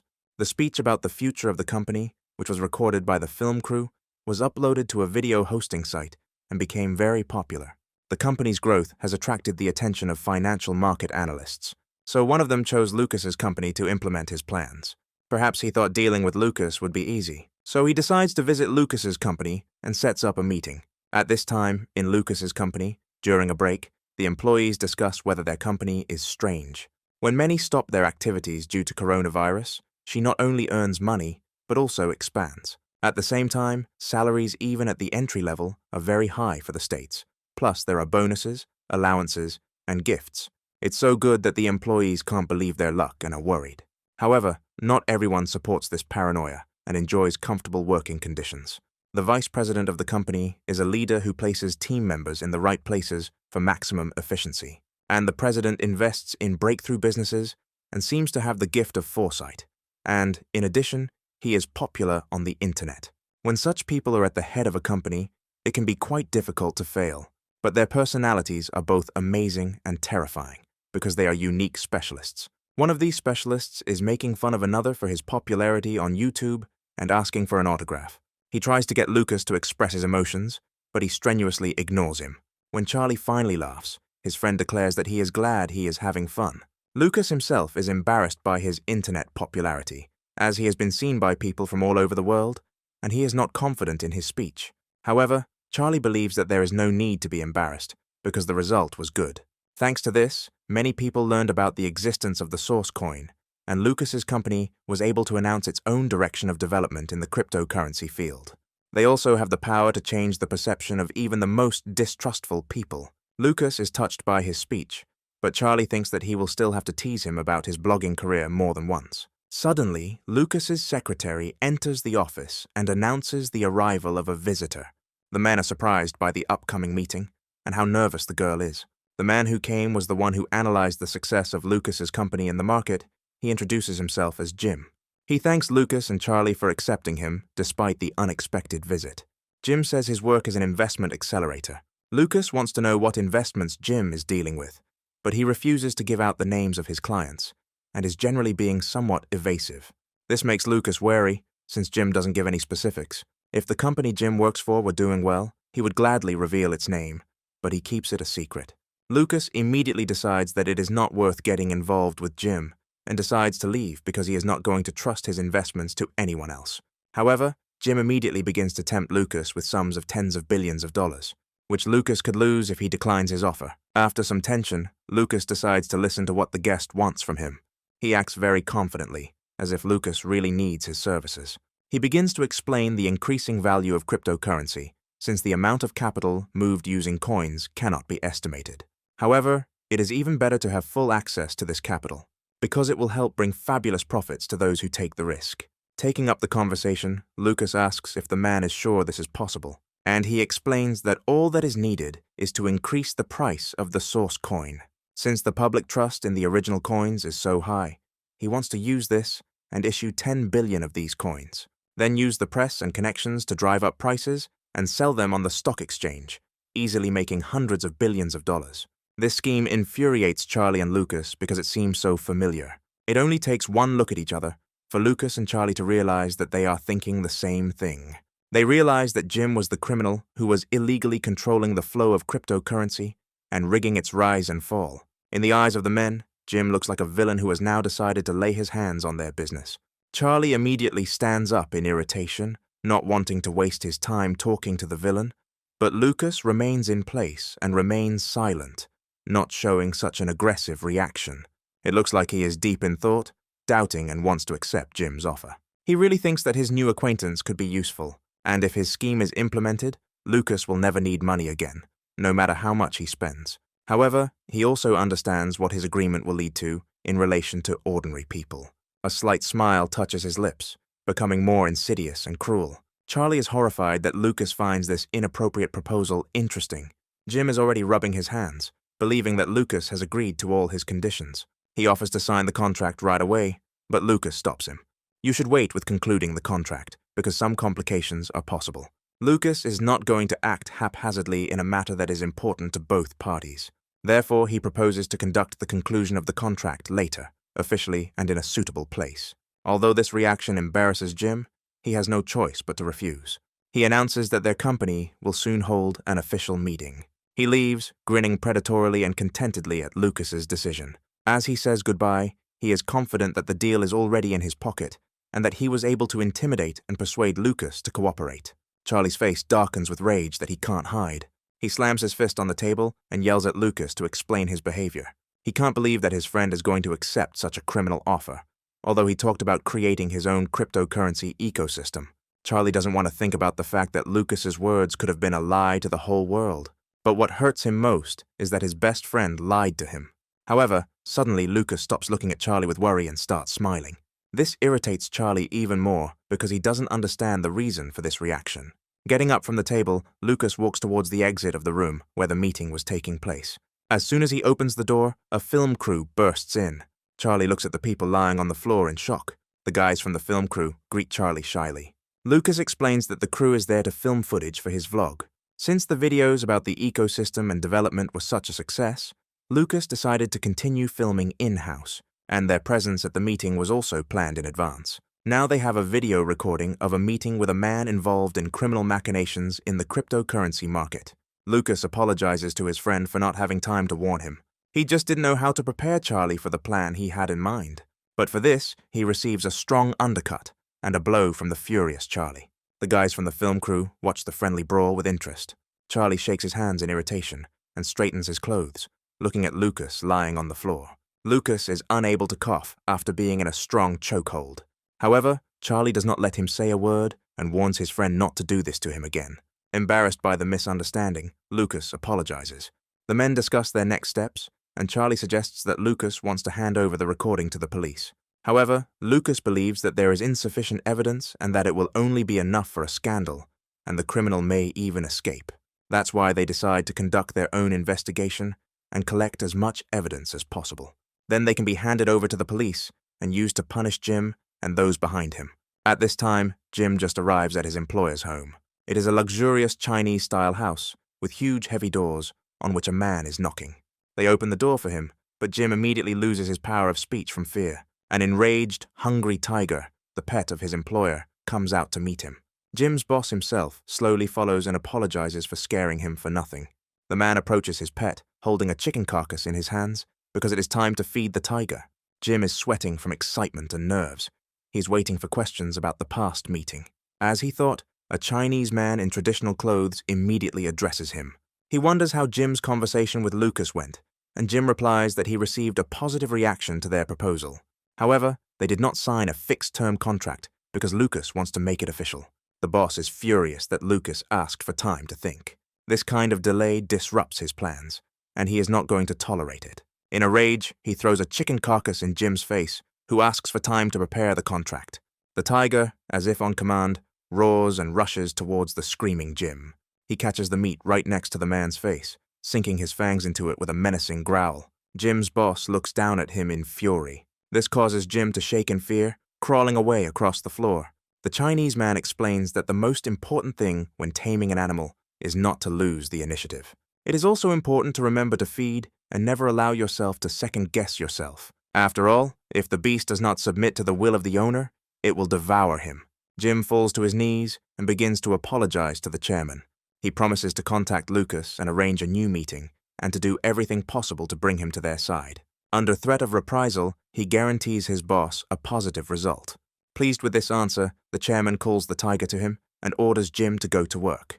The Chinese man strokes the purring tiger's head, reflecting on the fact that Lucas was not just a wild dog from a vassal country. He has brains, but in any case, he will have to obey. Meanwhile, at his company in San Francisco, Lucas calls Ellie. He says that he hasn't heard the girl's voice for a long time and misses her. He says that his affairs are in order, and he is doing simple paperwork. Ellie's answer makes him frown and shudder all over. Upon learning that Ellie is at home in New York, the man makes a decision. He leaves the office and hurries with his security guards to the car. He brings Lucas and his companions to the airport, and soon the man flies to Ellie. A few hours later, a surprised Ellie opens the door for Lucas. A man stands surrounded by a large number of boxes with gifts that he brought for a girl. He smiles contentedly, happy that he managed to surprise Ellie. Once in the apartment, he puts away the boxes while Ellie sits on the bed and watches him. Lucas says he misses Ellie and came to take a break from the difficult problems at work. The girl is happy that despite the heavy workload, her man found time to see her. But when Lucas asks how Ellie is doing at work, she becomes embarrassed. The Korean takes on a lot of new projects, but he doesn't know what Ellie is doing. The girl immediately falls from the bed onto the floor in absolute despondency. She is sure that she will be demoted from a leader to a stone or a piece of gum. One of her trades lost 0.21%, and she is very worried. This reason leaves Lucas completely perplexed. He doesn't understand whether it's worth taking such a loss seriously at that level, but he thinks it could mean that Ellie is very professional about her job. Deciding to somehow cheer up his girlfriend, Lucas smiles and calls her, attracting her attention. The tearful American woman, sniffling, looks back at him. Lucas asks if there is anything Ellie would like to do. He is ready to support her in any idea that she has in mind. When asked the provocative question of whether Lucas likes cats, the man doesn't know what to answer. He watches with interest as Ellie crawls under the covers, and then, making funny sounds, he starts rummaging around underneath it, as if putting something on. Finally showing herself, Ellie shows off her cute cat ears and meows.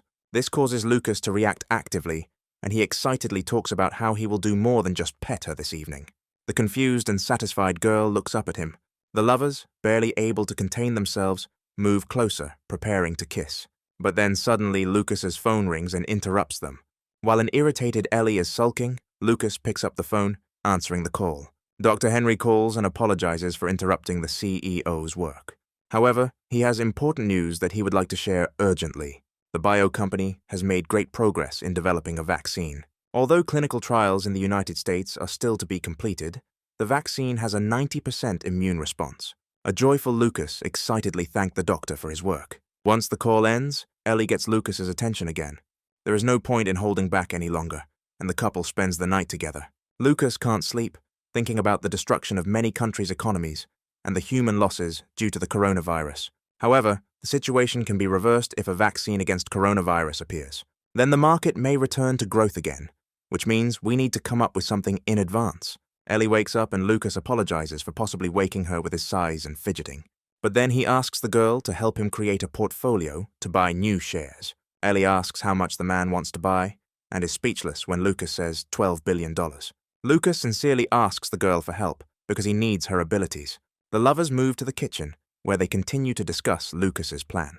Ellie is shocked that Lucas is asking her to handle such sums as $12 billion in stocks and $500 million in call options. Lucas doesn't understand why the girl was so angry about his idea. Ellie bites her lip angrily and slams her palm on the table, asking if Lucas finds her job funny. The man does not understand what could cause such a furious reaction. Ellie crosses her arms and says that she knows very well that Lucas is a rich and successful investor. However, buying stocks and call options during a recession seems like folly and gambling. She does not understand on what basis the man made this decision. But if it's just intuition, then she, as a manager, wants to hinder him. Lucas remains disappointedly silent for a moment, and then replies that in that case he will simply turn to someone else. He is not stupid, and understands all the reasons for worries that Ellie has. He knows that his plan makes no sense from a logical point of view. But Lucas also understands that everyone dreams of getting rich, and there is nothing wrong with that. But he is too greedy and ready to move forward, even when everyone around him does not believe in him and tries to dissuade him from dangerous investments. But he was able to get this far because he was greedy, but he was willing to put his money on believing that. Ellie gives up and surrenders, realizing that her words won't solve anything. Instead, he orders the man to get ready. They need to go somewhere. She throws one of Lucas's shirts at him, telling him to quickly change out of his house clothes and into a suit. She herself also begins to prepare for leaving, rummaging through the clothes hangers. And when Lucas asks where they are going, she replies that they are going to her American company. Lucas and Ellie take a taxi together and arrive at the building on Wall Street where Ellie works. A man looks around in shock at the glass and concrete skyscraper, which is one of New York City's most famous buildings. He admits that the building looks very majestic in real life. Ellie tells the man to follow her and confidently walks inside. The reason why Ellie asked Lucas to come to her company is because of his portfolio, the amount of which is so large that she cannot make a decision on her own. Lucas doubts that they will be able to meet anyone influential, but Ellie reassures the man. On Wall Street, he is known as the man who built an incredible company, while using only his own capital and having earned huge amounts of money in the worst market conditions. So, if desired, even the president of the board will be ready to meet with him at any time. And so it happens. An influential man greets Lucas, asking if the journey to the company has caused any inconvenience. The man introduces himself as Jackson, and the staff standing around him smile kindly at Lucas. The company's employees bow to Lucas, which surprises him greatly. The man is also surprised that Jackson, the head of the largest American financial corporation, is also Korean. Jackson laughs that when he learned about Lucas's visit, he couldn't help but go out to see him personally. They take Lucas to a comfortable office for breakfast. Lucas enjoys drinking hot tea in interesting company. He praises the aroma of the drink, and Jackson says that the tea is brewed from the highest quality leaves. Without further ado, Jackson notes that he heard about Lucas's idea from Ellie, but decides to confirm the veracity of the information received. Asks if Lucas knows that if the option fails, they will lose their entire investment.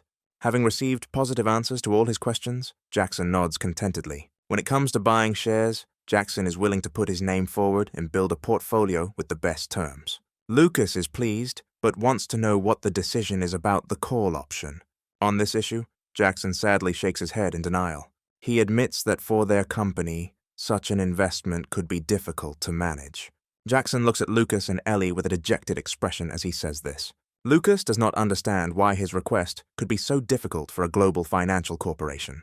Jackson explains that just because things will be difficult for them doesn't mean they can't give Lucas what he wants. Realizing that they want something in return from him, Lucas decides to clarify what Jackson's proposal is. The financier says that their company has 2 conditions, upon fulfillment of which they will be ready to fully implement the idea expressed by Lucas. First, decentralizing call option transactions with other financial institutions in order to minimize potential losses to his company. And secondly, Ellie's manager will be appointed as Lucas's special manager. Lucas wants to know the reason for this decision. Jackson replies that he simply thought Ellie was right for the job, and it's only natural to delegate important tasks to the best employees. Lucas can't figure out if the company has found out that he and Ellie are lovers. The relationship with the American woman may come to light during the course of their work, and Lucas is worried about how this will affect his girlfriend. But Ellie agrees to become his personal manager if Lucas trusts her. Lucas has mixed feelings. He is both touched and worried about her decision. Jackson nods contentedly as he watches the situation unfold before him. He offers to put together a portfolio if they both agree to the terms stated. After a business meeting, Lucas and Ellie go out to the park together for a walk. Lucas twirls a pen in his fingers, a gift from the head of an American company in honor of the deal concluded. Now he has good connections and great opportunities in the States, and Lucas is looking forward to the future to see how it will turn out. Suddenly, Ellie, walking a little behind, turns to her lover. He turns to the girl, who wants to tell him something. There is a strange confidence and determination in Ellie's eyes, and this cannot help but be alarming. This makes Lucas tense up and think that something bad has happened. They stand in the middle of the park, under the leaves falling from the wind, and both of them have anxiety in their hearts. A few hours later, Lucas, full of negative emotions, enters the house, where Charlie meets him. The man is surprised that his friend returned to San Francisco from New York so early, as he took a vacation to have a good rest. But Lucas, ignoring him, goes into his room and closes the door behind him. Charlie doesn't understand what happened and why his friend is ignoring him. At this time, Lucas drops to the floor and presses his back against the door. He remembers that Ellie told him it was time to stop and end their relationship. Looking down, Lucas wants to ask the girl what the reason is. Ellie asks if her lover remembers the day they had lunch at a restaurant while traveling. Lucas, of course, remembers the first time they had lunch together. Ellie says she has been grateful to Lucas all along for his truly genuine support. He looked into her eyes and said that he believed in Ellie and her future, smiling softly. And this captivated the American woman, who was not used to such a reaction, only to empty, meaningless compliments. It was probably at that moment that Ellie fell in love with Lucas and opened her heart to him. Lucas listens with sad eyes as the girl confesses that his support gave him strength to work. She worked hard and stayed up all night to prove her abilities. After that, she began to be trusted with large projects, and she received good growth and recognition from others. But then she realized that Lucas had also continued to grow and had moved far ahead of her. She started to feel very strange, and only today realized the reason.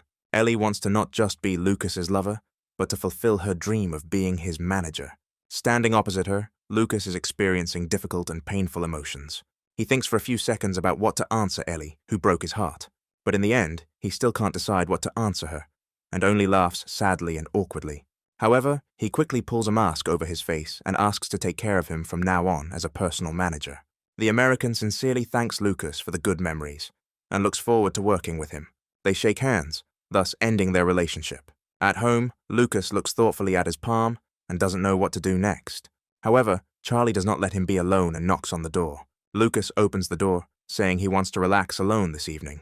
But Charlie has bought him hamburgers, a deluxe double set, which he convinces Lucas won't be able to resist. Lucas exhales and starts to chuckle quietly, because his friend is trying so hard to comfort him, so he agrees to eat together. At this time, Jim is throwing papers around in his office in a rage.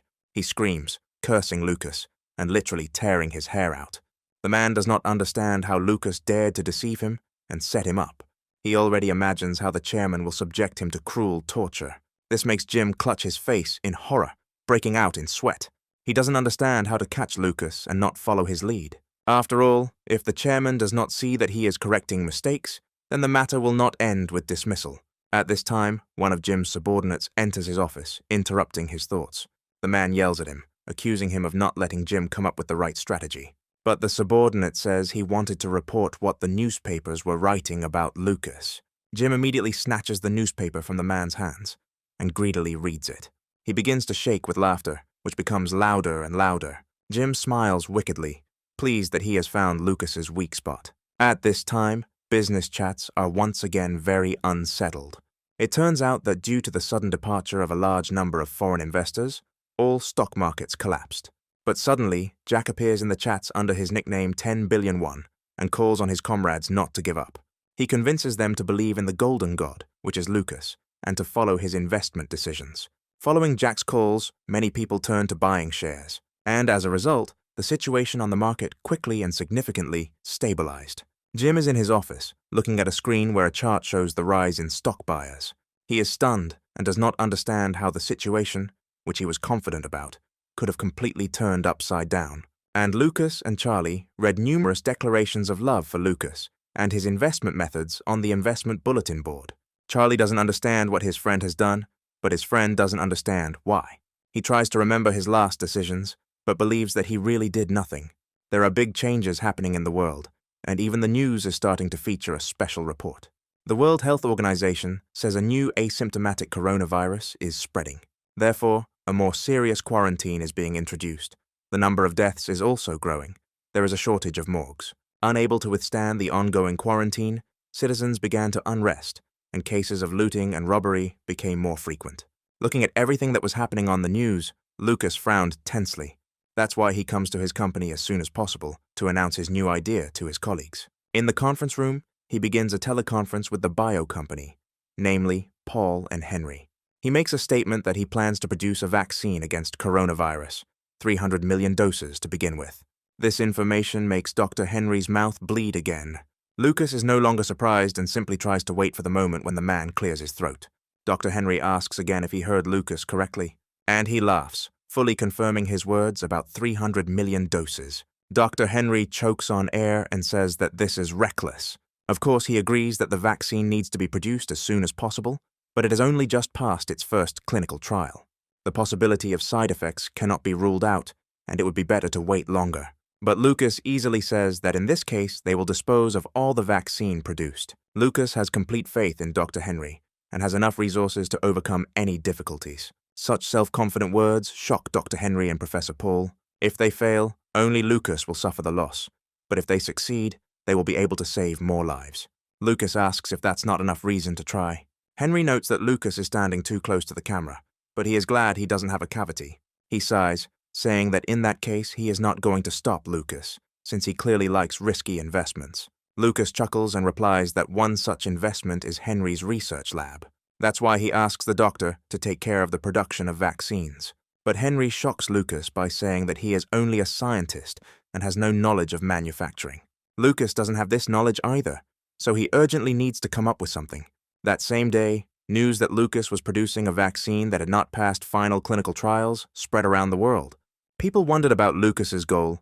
Does he want to monopolize the market and make a lot of money, or save more lives? But after some time, the news that the vaccine had passed its second clinical trial captivated the entire world. Representatives from different countries began to discuss the need to conclude an agreement with Lucas, since the lives of hundreds of thousands of citizens were under threat. Representatives of the pharmaceutical industry began to discuss whether Lucas had decided on a company that would produce the vaccine. Everyone has a desire to win by signing an exclusive contract with Lucas. But there were also those who wanted to undermine confidence in Lucas's business and profit from his developments. One of the pharmaceutical company representatives, drinking with the Minister of Health, thanks him for the support provided. The minister himself is pleased with the cooperation with his company, since it also brings benefits to him. The benefit lies in the large number of gifts that were given to him as a bribe. Then the company's chairman talks about how a Korean company has managed to develop a vaccine against coronavirus. He seems to speak joyfully, but he also expresses concern, which is completely feigned due to his own selfish interests. But the Minister of Health understands all the hints and requests and promises to deal with this situation.